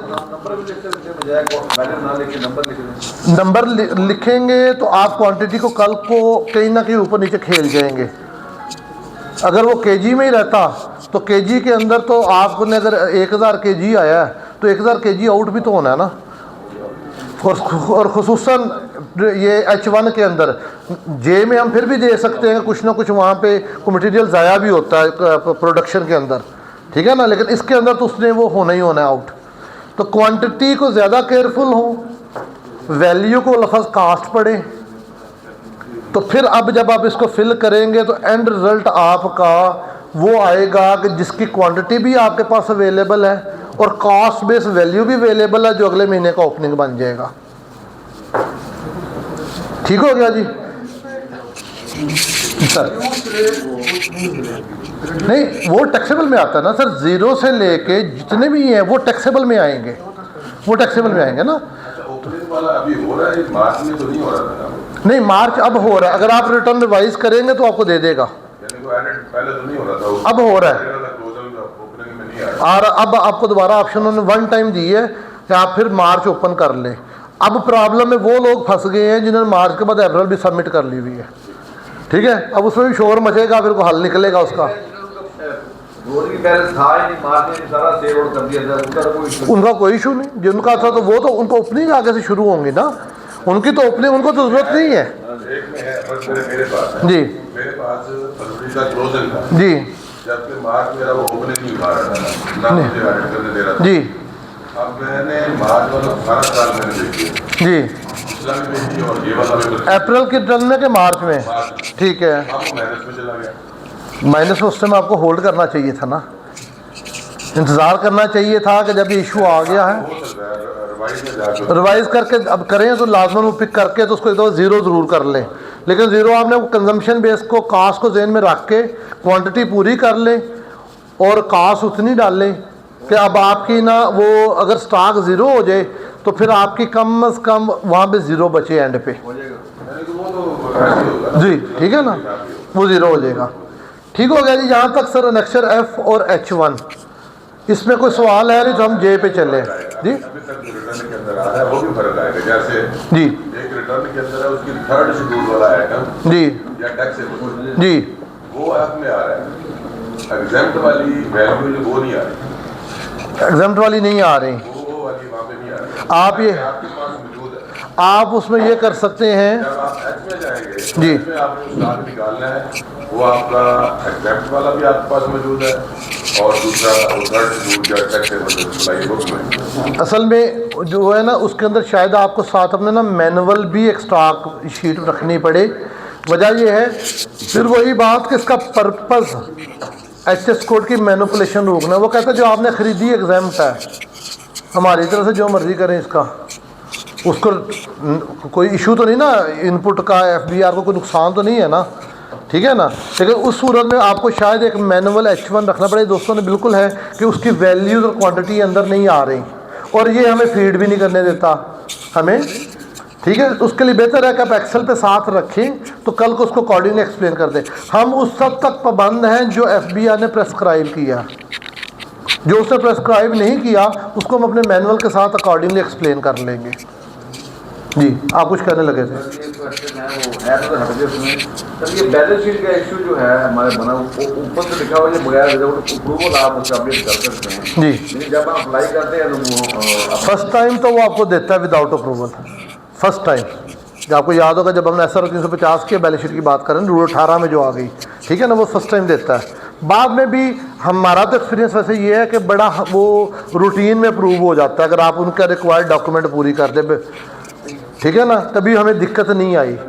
तो और ना ही कभी उन्होंने हमसे वो कोई उसका कभी प्रूफ चीज़ें मांगे, आप जो भी लिख के भेज दें वो FBR उसको अप्रूव कर देता है, ठीक है। उसमें भी वो खैर बात फिर दूसरी तरफ चली जाएगी। कैसा 350 उस समझते FBR ने 4 महीने लगाए कि बैलेंस शीट के अंदर आपके एसेट लायबिलिटी खाली अपना ज़ाती सरमाया नहीं होता और आप क्रेडिट और डेटर क्रेडिटर पता नहीं क्या क्या कुछ साथ कर रहे होते हैं और उसकी बेस पे भी आप बिज़नेस कर रहे होते हैं, ठीक है ना। तो इसलिए वो हो जाता है उसको मेरे ख्याल में हमें, लेकिन ख़ुद ज़रूर कोशिश करें कि जो आप वहाँ पे अपना ज़ाती सरमाया दिखा रहे हैं वो आपके पास वेल्थ में अमूम में वाइट हो। अभी तक उसके खिलाफ कोई कार्रवाई तो नहीं हुई, उम्मीद भी है कि नहीं होगी, लेकिन कुछ हो जाए तो फिर पाकिस्तान में सब कुछ मुमकिन है। लिंक में आ रहा है कि दोबारा फिर इसको रिवाइज कर सकते हैं बैलेंस शीट को। नहीं हो रही। नहीं वो रिवाइज करेंगे तो एक दफ़ा आपको LRO से उसकी अप्रूवल मिल जाती है। सर हमें तो पता ना नहीं हो रही, तो परेशानी की कौन सी बात है। मैं सर की मौजूदगी में ना हम सारे मुख्तलिफ बैंक्स में पेमेंट कर रहे हैं सर। रूल 18 में आज के दिन भी लिखा हुआ है कि सिर्फ नेशनल बैंक की प्रेस्क्राइब ब्रांचों में वहाँ पे पेमेंट हो सकती है, तो उस पेमेंट का क्या बनेगा सर? रूल में आज भी वही लिखा हुआ है, इसलिए उनके लिखे को छोड़ दें, ठीक है ना। हमने आज तक रूल अमेंड नहीं किया। ADC पेमेंट आया 4 साल हो गए हुए हैं कि जिस मर्जी बैंक में कर लें, तो रूल उधर ही सर लिखा हुआ है। सर अब हम आगे आ जाए एनेक्स्चर J के अंदर। F और H1 का बहुत ज़्यादा आपस में रिजेम्बलेंस है, कुर्बत है, और एग्जाम्ड गुड्स को निकाल के एग्जाम्ड का इशू F में भी रहता है कि F में एग्जाम्ड गुड्स हों तो वहाँ पे वो पॉपुलेट नहीं होती, तो आपको उसको खुद ही मैनुअल हिसाब रखना पड़ता है कि यार ये F वाली जो मैं बेच रहा हूँ, एग्जाम्ड वाली बेच रहा हूँ, इनको मैंने कैसे डील करना है, ठीक है। तो वो उसी तरह जो F में डील करेंगे उसी को H1 में कर लेंगे। अब हम आ जाए एनेक्स्चर J के अंदर।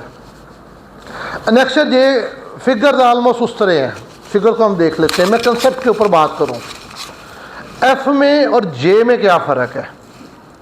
F है मेरे पास मेरा टोटल अनकंज्यूम्ड जो मैंने आज के दिन तक बेचा नहीं है, जिसकी क्वांटिटी मेरे पास अवेलेबल होनी चाहिए।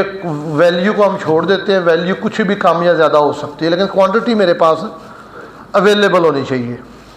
J मेरा है प्रोडक्शन। मैं मिसाल दे देता हूँ, मेरे पास 50 करोड़ रुपए की थी परचेज, मैंने अप टू फरवरी हम बात कर लेते हैं कि मैंने उसमें से 30 करोड़ की बेच दी हुई थी। F में मेरा 20 करोड़ पड़ा हुआ है। अब 20 करोड़ की फिर फर्दर पार्टीशनिंग होनी है कि इसमें से रॉ मटेरियल कितना और फिनिश प्रोडक्ट कितनी है मैन्युफैक्चर के लिए, यानी कि रॉ मटेरियल और फिनिश प्रोडक्ट का टोटल दोनों F में आ रहे हैं, दोनों F में आ रहे हैं। लेकिन यहाँ पे उसने मुझसे फिर तफसील मांग ली कि भाईजान स्टॉक तो 20 करोड़ है, लेकिन मुझे ये बताएं कि इसमें रॉ मटेरियल अगर जो मैं J में रिपोर्ट नहीं करूँगा वो ऑटो रॉ मटेरियल कंसिडर होगा, लेकिन आपकी प्रोडक्शन कितनी है। मैं जाता हूँ एक पाइप फैक्ट्री में रेड करने बतौर FBR ऑफिसर, वहाँ पे लिखा हुआ है 20 करोड़ रुपया की स्टॉक पड़ा हुआ है। अब मौके पे जाके वो stock in the shape of pipe है या वो stock in the shape of bag है, अभी रॉ मटेरियल है, ये मुझे अब आपका एनेक्स्चर J बताएगा कि भाई आपने क्या प्रोडक्शन की, क्या फिर ये J क्या बताएगा। हमने सारा कारोबार अनरजिस्टर्ड कर रहे हैं, जब कभी कोई रजिस्टर्ड इनवाइस आती है, कोई चीज़ आती है, तो हम क्या करते हैं कि जनाब एक महीने 2 लाख के बिल के ऊपर 15 करोड़ की सेल दिखा देते हैं, दूसरे महीने हम 50 लाख के बिल के ऊपर 48 लाख की सेल दिखा रहे होते हैं। एक उसके अंदर सस्टेनेबिलिटी भी प्रोडक्शन की कि मेरे पास वहाँ पे प्रोडक्शन कैपेबिलिटी क्या है। मैं फेक फ्लाइंग इनवाइस, सारे का पर्पज़ वो है, मैं फेक फ्लाइंग इनवाइस के लिए ये तो नहीं कर रहा कि माल मैं फिनिश उठा के फिनिश भेज रहा हूँ और कागज़ों में मैं रॉ मटेरियल उठा के प्रोडक्शन दिखा के फिनिश भेज रहा हूँ, ठीक है ना। तो उसका जो आपकी वहाँ पे इंस्टॉल्ड कैपेसिटी है, आपके यूटिलिटी बिल्स हैं, उनकी एक रेशोज़ हैं, उनकी एक नॉर्मल नेचुरल बिजनेस है, उससे कोई रिजेम्बलेंस भी है कि आपने सिर्फ इसको भी एज अ टूल, क्योंकि ये टूल यूज़ होता है फेक फ्लाइंग इनवाइस में। वो कहते हैं जी कोई चीज़ है, कोई आइटम है, मैं मिसाल देता हूँ, कॉस्मेटिक है जिसकी इनवाइस नहीं मिलेगी, लेकिन कॉस्मेटिक के जो इंग्रेडिएंट्स हैं उसकी इनवाइस मिल जाएगी, वो केमिकल्स की मिल जाएगी। तो आप कहते हैं जी हम मैन्युफैक्चर शो कर लेते हैं, लेंगे इंग्रेडिएंट्स सीधे, तो मार्केट में एक्चुअल वो जो है वो फिनिश प्रोडक्ट खरीद के फिनिश बिक्री होती है। उन चीज़ों को भी कैटर करने के लिए उन्होंने एनेक्स्चर J लेके आए हैं। इसका F से तल्लक क्या है कि F टोटल मेरा अनकंज्यूम्ड पर पड़ा है और अनकंज्यूम्ड के अंदर से फिनिश प्रोडक्ट इधर रिपोर्ट हो जानी है और फिनिश प्लस अनफिनिश जो रॉ मटेरियल है वो दोनों मिलकर F में रिपोर्ट होने हैं। ठीक हो गया जी। ये एनेक्सर जे का एफ से तल्लक है। अब हम उसको थोड़ा सा देख लेते हैं। सीरियल नंबर आ गया, HS कोड, डिस्क्रिप्शन, UM, वही हम सारी बातें कर चुके हैं। ओपनिंग स्टॉक में वही मार्च वाली बात हम वहाँ पे कर चुके हैं। तो क्वांटिटी यहाँ पे फिर वो वर्ड वैल्यू ने हमें कंफ्यूज किया, जिसको अब हमने तय कर लिया रेडिनोम फार्मूले पे कि हमने इसको कॉस्ट के साथ मिला लेना है। ठीक है, कॉस्ट एक्चुअल फिर भी नहीं आ सकती, क्योंकि जब मैं परचेज़ की बात करता हूँ तो वहाँ पे मेरी कॉस्ट डिफरेंट है और परचेज़ वैल्यू डिफरेंट है। कॉस्ट में तो मेरे इनकम टैक्स ऑर्डिनेंस के तहत सारे इंसिडेंटल शामिल हैं। सेल्स टैक्स एक्ट के अंदर हमारा कोई कॉस्ट का तसव्वुर नहीं है। यहाँ पे आपको वैल्यू ऑफ सप्लाई तो मिल जाएगा, लेकिन यहाँ पे आपको कॉस्ट का तसव्वुर सेल टैक्स एक्ट में नहीं मिलेगा। जिस तरह वहाँ पे मेरी इनकम माइनस एक्सपेंस हो के मेरी इनकम पे टैक्स लगना है, यहाँ पे सीधा सीधा सेल पे लगना है, चाहे नफ़ा या नुकसान है, आपने सेल पे सेल टैक्स देना ही देना है। इसका आपके प्रॉफिट लॉस से कोई तल्लक नहीं है। उसके बाद हमारी आगे जी क्वांटिटी प्रोड्यूस्ड। यहाँ पे मेरी हम्बल सबमिशन है कि एक दफ़ा मैन्युफैक्चर के केस में अपने क्लाइंट के साथ बैठ के उसके यूटिलिटी बिल्स को सामने रख के एक एवरेज वैल्यू एडिशन ज़रूर डिटरमिन कर लें। आप जिन केसेस में सिर्फ 8-10% जमा करवाते हैं, उसका वैल्यू एडिशन 11.25% होता है। आप 100 आउट करने के लिए 10 करवाते हैं, 10 का आउट करने के लिए रुपया करवाते हैं, रुपया आउट करने के लिए 10 पैसे करवाते हैं, तो एट द एंड आपका 11.111 आपका वैल्यू एडिशन आ रहा होता है। लेकिन कई मैन्युफैक्चरर्स का वैल्यू एडिशन इससे ज़्यादा भी होता है, कई मैन्युफैक्चरर्स का उससे कम भी हो सकता है। ठीक है, लेकिन यहाँ पे एक दफ़ा अगर आप एक्सेल के फार्मूले में अपने क्लाइंट के साथ बैठ के उसका एक average value addition utility bill के साथ बना लें तो आपको बहुत आसानी हो जाएगी। आपने सिर्फ बिजली का बिल दिया, वैल्यू एडिशन के मुताबिक उसने आपको क्वांटिटी प्रोड्यूस दे दी कि भाईजान इतनी क्वांटिटी प्रोड्यूस्ड आपको एवरेज दिखानी चाहिए, ताकि आपकी एक रिजेंबलेंस रहे पूरे 12 महीने। या आपकी एक केस हिस्ट्री बड़ी इंपॉर्टेंट होती है किसी भी असेसमेंट के लिए। सर बड़ी अच्छी तरह समझते हैं कि जब कभी भी कहीं इशू खड़ा होता है तो वहाँ पे केस हिस्ट्री बनफ से एक इंडिकेटर है कि इसका साहब का बिहेवियर क्या है, या साहब का खुद क्या करता आया, तो उसको भी साथ एक डिस्कस किया जा सकता है और किया जाना चाहिए। तो आपने उसके अंदर जो क्वांटिटी प्रोड्यूस्ड है उसको थोड़ा सा वैल्यू एडिशन के साथ आपस में वो ज़रूर कर लें। यहाँ पे आ गया सप्लाई। अब ये वो इम्पॉर्टेंट चीज़ है, आपकी एक महीने में क्वांटिटी प्रोड्यूस्ड ज़्यादा भी हो सकती है, नहीं भी की। पहले ये फेडरल एक्साइज के अंदर तस्वर था कि वहाँ पे FED प्रोडक्शन बेस लगती है, वहाँ पे FED जो है वो उसकी बुनियाद पे नहीं लगती, सेल की बुनियाद पे। आपने प्रोडक्शन कर ली, माल चाहे घर पड़ा है, हमें FED पे कर दें आप। यहाँ पे खैर अभी वो तस्वर तो नहीं है, लेकिन वो कहते हैं जी आपने प्रोड्यूस क्या किया वो आपके एक वैल्यू एडिशन से आएगा। फिर उसमें से आपने इस महीने सेल क्या किया, वो अगर तो पहला महीना ही है तो साल का प्रोडक्शन से बढ़ नहीं सकता। लेकिन कुछ सीजनल केस होते हैं, मैं PVC पाइप की मिसाल दे दूं, इनका जो होता है ना मार्च अप्रैल मई ये सीज़न होता है, क्योंकि इसमें ज़मीन सरफेस हमारी खुश्क होती है, तो ट्यूबवेल बोरिंग बहुत ज़्यादा होती है, तो वो पिछले 3-3 4-4 महीने पाइप बना रखी जाते हैं। उन्हें पता नहीं भी बिक रहा, खैर है, लेकिन जब सीज़न आना है तो इसकी यकदम डिमांड आनी है, इसकी डिमांड आनी है। एक राइस मिल है, वो रजिस्टर्ड है, तो उसने हस्किंग तो 3 महीने करनी है, बाकी 9 महीने तो उसने वही प्रोड्यूस बेचनी है, उसने बेचनी है। तो ये हर बिजनेस नेचर के अतबार से आपने उसकी प्रोडक्शन एक ले ले, सेल अकॉर्डिंगली ले ले। सेल टोटल प्रोडक्शन से कभी ज़्यादा नहीं होगी, नहीं जा सकती, करनी है तो फिर पहले प्रोडक्शन को अप शो कर लें। वर्ड वैल्यू है, यहाँ पे डायरेक्ट ना इनकम टैक्स की कास्ट का तस्वर है, हम तो कास्ट पढ़ रहे हैं लेकिन लिखा नहीं है। वैल्यू एक जर्नल और ज़्यादा वसी वर्ड है, आप खुद कुछ भी प्रज्यूम कर सकते हैं कि जी मेरी प्रोडक्शन की वैल्यू ये है, तो आप उसके अकॉर्डिंग उसको वो यहाँ पे फीड फिगर्स कर सकते हैं। ये सारी अब एडिटेबल हो गई हैं। पहले आपकी जो सेल थी वो आपकी सेल से उठा रहा था, सेल में आके बेहतर यही है कि आप उसके अंदर अपने एनेक्सर जे के एनेक्सर एफ के मुताबिक अपनी कास्ट को साथ अटैच करें। जब इसके अंदर नीचे आए ना बेटा, इसका नेक्स्ट जो है, अच्छा यहाँ पे यही भी मुकम्मल हो रहा है, ठीक है ना। वहाँ पे क्वांटिटी प्रोड्यूस्ड आ गई, सप्लाई आ गई, और क्लोजिंग बैलेंस आ गया। अब क्वांटिटी प्रोड्यूस जो है यहाँ पे भी वर्ड वैल्यू है और सप्लाई में भी वर्ड वैल्यू है, ठीक है। अगर दोनों को आप कॉस्ट बेस बना ले तो मेरे ख्याल में आपके लिए वो सॉरी कंजम्पशन बेस बना लें तो आपके लिए आसानी हो जाएगी। आप मेरी चीज़ आई थी 1 करोड़ रुपए का रॉ मटेरियल, मैंने उसमें जब 11% वैल्यू एडिशन कर लिया तो मैंने कहा जी 1 करोड़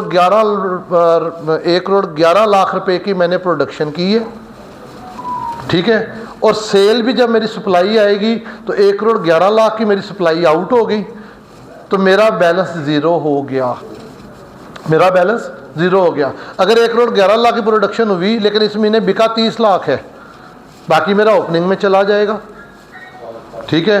वो ओपनिंग अगले महीने के प्रोडक्शन में ऐड होगा, अगले महीने मुमकिन है सीज़न आ जाए मेरी बिक ज़्यादा जाए तो वो एट द एंड वो। लेकिन अब जे के अंदर जो प्रोडक्शन की आपके पास वैल्यू पड़ी है और जो आपके पास रॉ मटेरियल अनकंज्यूम पड़ा है, ये दोनों मिला के एफ में रिपोर्ट होंगे।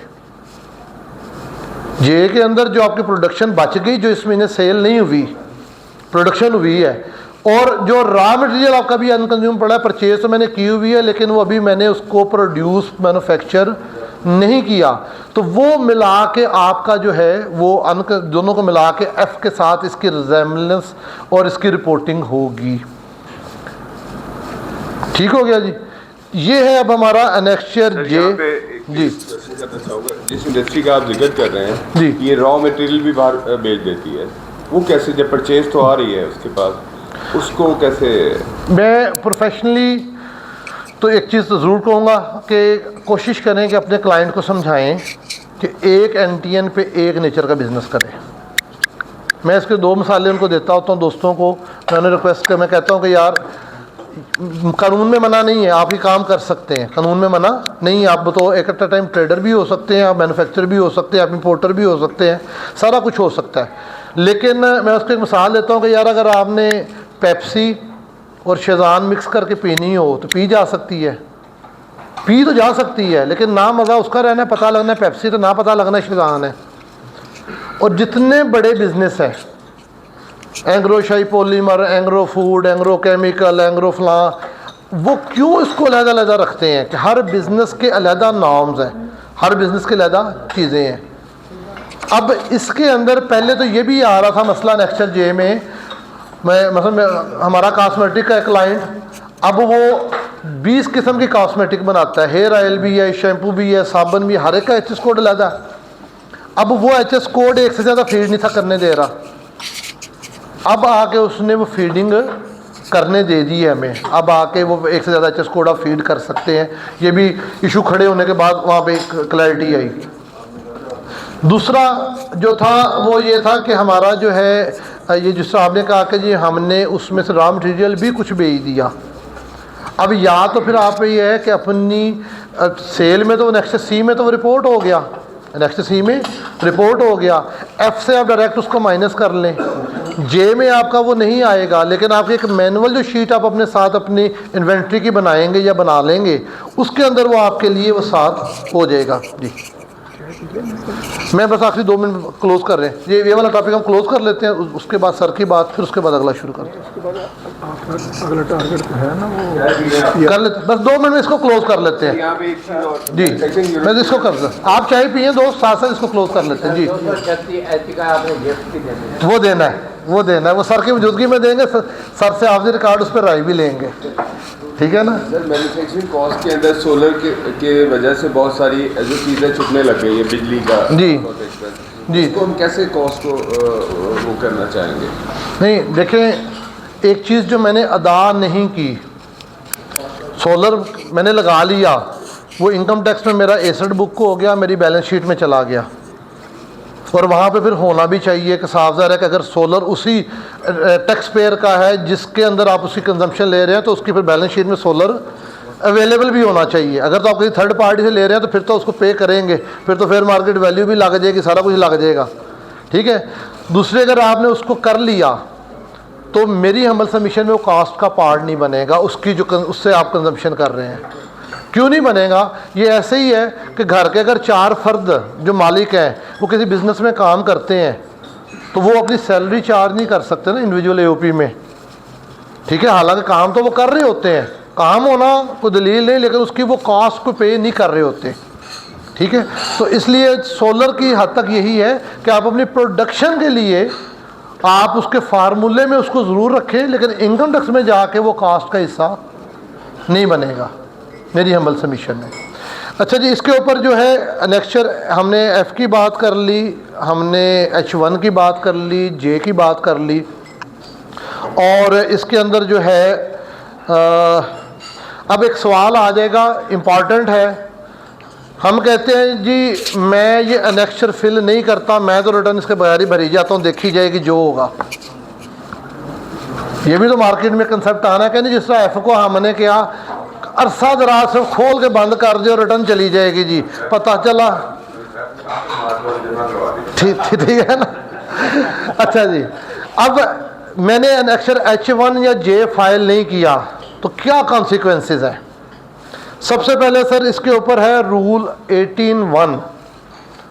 वो जर्नल कहता है कि अगर आपने अपनी रिटर्न के अंदर कोई अनेक्चर या कोई कॉलम जो लाजम था वो फीड नहीं किया तो इट इज़ ट्रीटेड कि आपकी रिटर्न इनवैलिड है। आज के दिन तक सिस्टम पे हुआ नहीं है, जिस तरह वहाँ पे हमारे 120(3) में रिटर्न उसको कर देते हैं, यानी कि डिसअलाउ को वहाँ पे उसको ट्रीटेड टू भी वो कर देते हैं कि आपने फ़ाइल नहीं की, हुआ नहीं है, लेकिन रूल मौजूद है।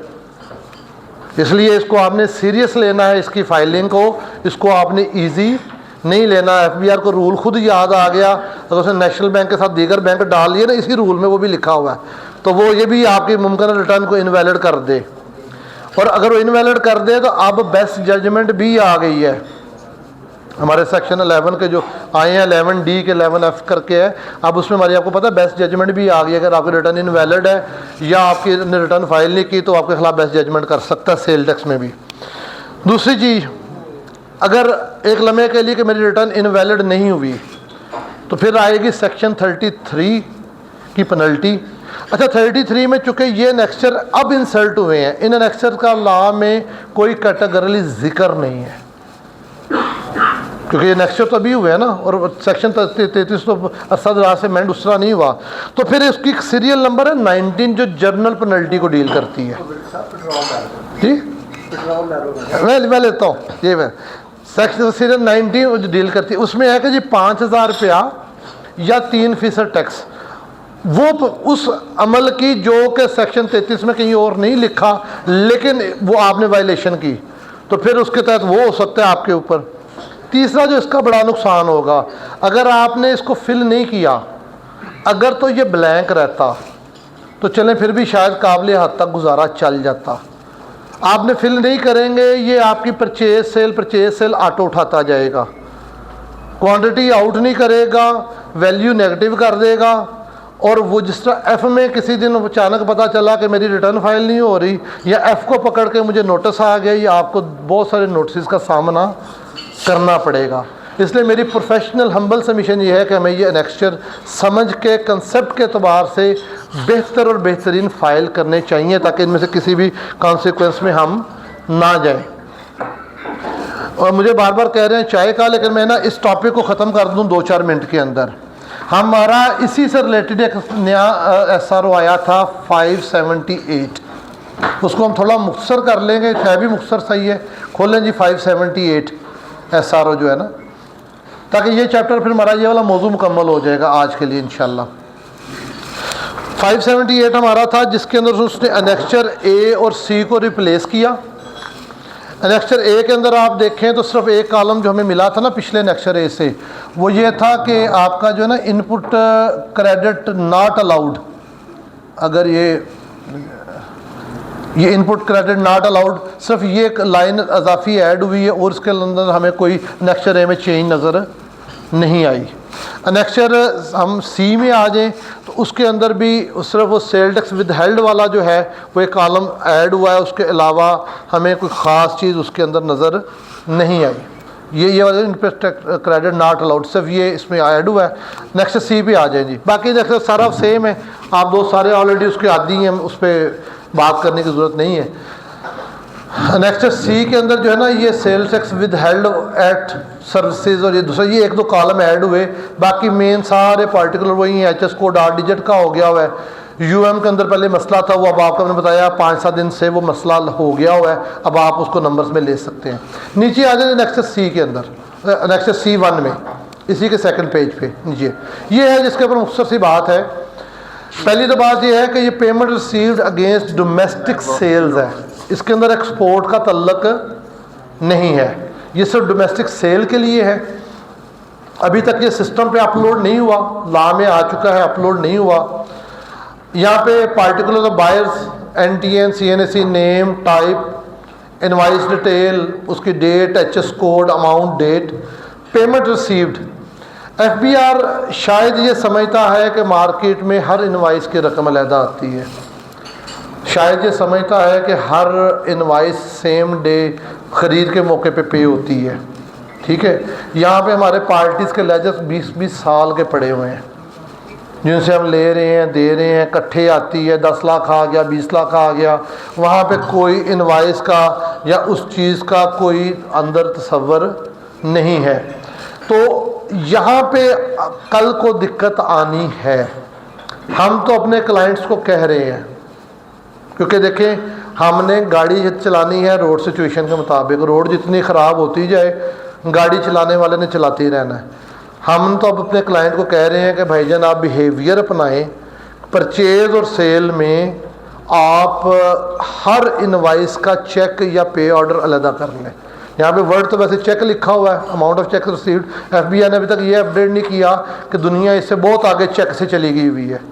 अब ऑनलाइन पे ऑर्डर, TT, RTGS, पता नहीं कौन कौन सी किस्में हैं पेमेंट की जो इसके ऊपर हमारी आती हैं, लेकिन वो आप चले चेक नंबर में जो भी डालेंगे बहल सिस्टम उठा लेगा, आपका PO नंबर होगा, चीज़ें होंगे, क्योंकि लॉ सपोर्ट करता है। लॉ में सेक्शन 73 में आपका जो बैंक आपने डिक्लेयर किया हुआ है उसकी ट्रांजैक्शन को लॉ सपोर्ट करता है, लॉ रूल उसको ओवरराइड नहीं कर सकता। रूल अगर यहाँ पे चेक लिख भी दे तो फिर वो रीडिंग डाउन प्रिंसिपल सर हमें खुद ही अपनाना पड़ेगा कि सेक्शन 73 में जो जो मुझे इख्तियारात हैं वो यहाँ पे मुझे हासिल हैं कि मैं उसके तहत पेमेंट करूँ। तो ये हमें मज़ीद जान लेना चाहिए और अपने क्लाइंट को टाइमली गाइड कर लेना चाहिए, क्योंकि ये किसी भी दिन किसी भी रिटर्न में मई, जून, जुलाई में आ जाएगा और उसके बाद पता चलेगा कि हमने ये फिल नहीं किया। मुझे जो इस पर खदशा है, फिर वही बात मैं कहूँ जी मैं ये नेक्स्ट फिल नहीं करूँगा तो क्या होगा, मुझे जो इस पर खदशा है, देखिए 6 महीने टाइम है, आपने 73 पूरा करना है 6 महीने के अंदर। ठीक है, 6 महीने के अंदर अगर आप ये फिल नहीं करते, आपने वो इनवॉइस नंबर इस नेक्स्ट ईयर में रिपोर्ट नहीं की कि इसकी पेमेंट मुझे फलां चेक नंबर से आ गई हुई है, तो सिस्टम ऑटो जनरेटेड आपके ख़िलाफ़ नोटिस निकाल लेगा। सिस्टम के लिए इनवाइस, डेट, वैल्यू पढ़ना कोई खेल नहीं है। आपने नेक्स्ट फिल ना किया और कैजुअल रहे कि खैर सल्ला जी की होना है, की हो सकता है, तो आपको सेक्शन 73 का ऑटो जनरेटेड नोटिस अफसर नहीं देगा, सिस्टम आपके ख़िलाफ़ निकाल देगा कि भाईजान आपने दिसंबर में बेची थी, जून चढ़ गया, 6 महीने आपके पूरे हो गए, भाईजान पेमेंट किधर है। नहीं, उससे अगला काम, उससे अगला काम वो आपसे कुछ ना पूछें, 6 महीने के बाद 7वें महीने के रिटर्न में पिछला इनपुट डिसअलाउ करके आपके रिटर्न में चढ़ा देंगे कि भाईजान ये तो डिसअलाउ हो गया ना, पे करो। और आप बैठे रहेंगे कि भाईजान अब मैं किधर जाऊं, किसको जाके कहूं कि भाईजान मेरे पास तो चेक आया था, मैं रिपोर्ट करना भूल गया। तो ये बहुत सीरियस इशू है, इसको टाइमली सीख लें। ठीक है ना जी, इसको टाइमली देख लें। ये मेरी हम्बल सबमिशन में इतना सादा नहीं है जितना हम समझें कि ये कैजुअल लेके इसको हम ओपन छोड़ देंगे। इसके कॉन्सिक्वेंसेस 6, 7, 8 महीने बाद वो आने हैं कि हमारे लिए बिल्कुल हम स्टक हो जाएंगे। तो इसको भी जैसे आता है अपने क्लाइंट को गाइड भी करें, और इसको मेरी हम्बल सबमिशन है कि आप अकॉर्डिंगली वो करें। सर इसके मतलब मेरी सबमिशंस मुकम्मल हैं। इसके नेक्चर H1J C1 ये इससे मतलब कोई सवाल है हुक्म कीजिए, नहीं तो फिर इसको कंक्लूड कर लें। All manufacturers, all registered manufacturers, जी जी और H1 sir portal commercial portal. Commercial importer, distributor और होलसेलर, 3 बंदों ने। सर अगर पोर्टल मैन्युफैक्चरर है तो फिर नहीं, वो यहाँ पे वर्ड कमर्शियल इंपोर्टर आया ना, मैन्युफैक्चरर है तो वो जे में जाएगा जी, मैन्युफैक्चरर जे में जाएगा, कमर्शियल इंपोर्टर इसमें आएगा। मैन्युफैक्चरर की एग्जाम परचेज काफ़ी सारी हो तो वो जे में तो उसका कोई जिक्र नहीं है ना एग्जाम परचेज जे के अंदर वो हम पहले डिस्कस ये किया है कि अगर वो एग्जाम्ड परचेजेज है, आपको पता है एग्जाम्ड परचेजेज एफ में भी रिपोर्ट नहीं होती, तो उसके लिए हम भी पहले मैनुअल अपने साथ एक एक्सेल में ज़रूर रखते हैं, आप भी ज़रूर रखें, ठीक है ना। लेकिन टैक्सेबल को टैक्सेबल से ज़रूर मैच कर दें, ठीक है जी। और कोई सवाल जी इन तीनों के मुतालिक, तो फिर हम इसको क्लोज़ करें जी आज के। चलें, बहुत शुक्रिया जी, अल्लाह हाफिज़।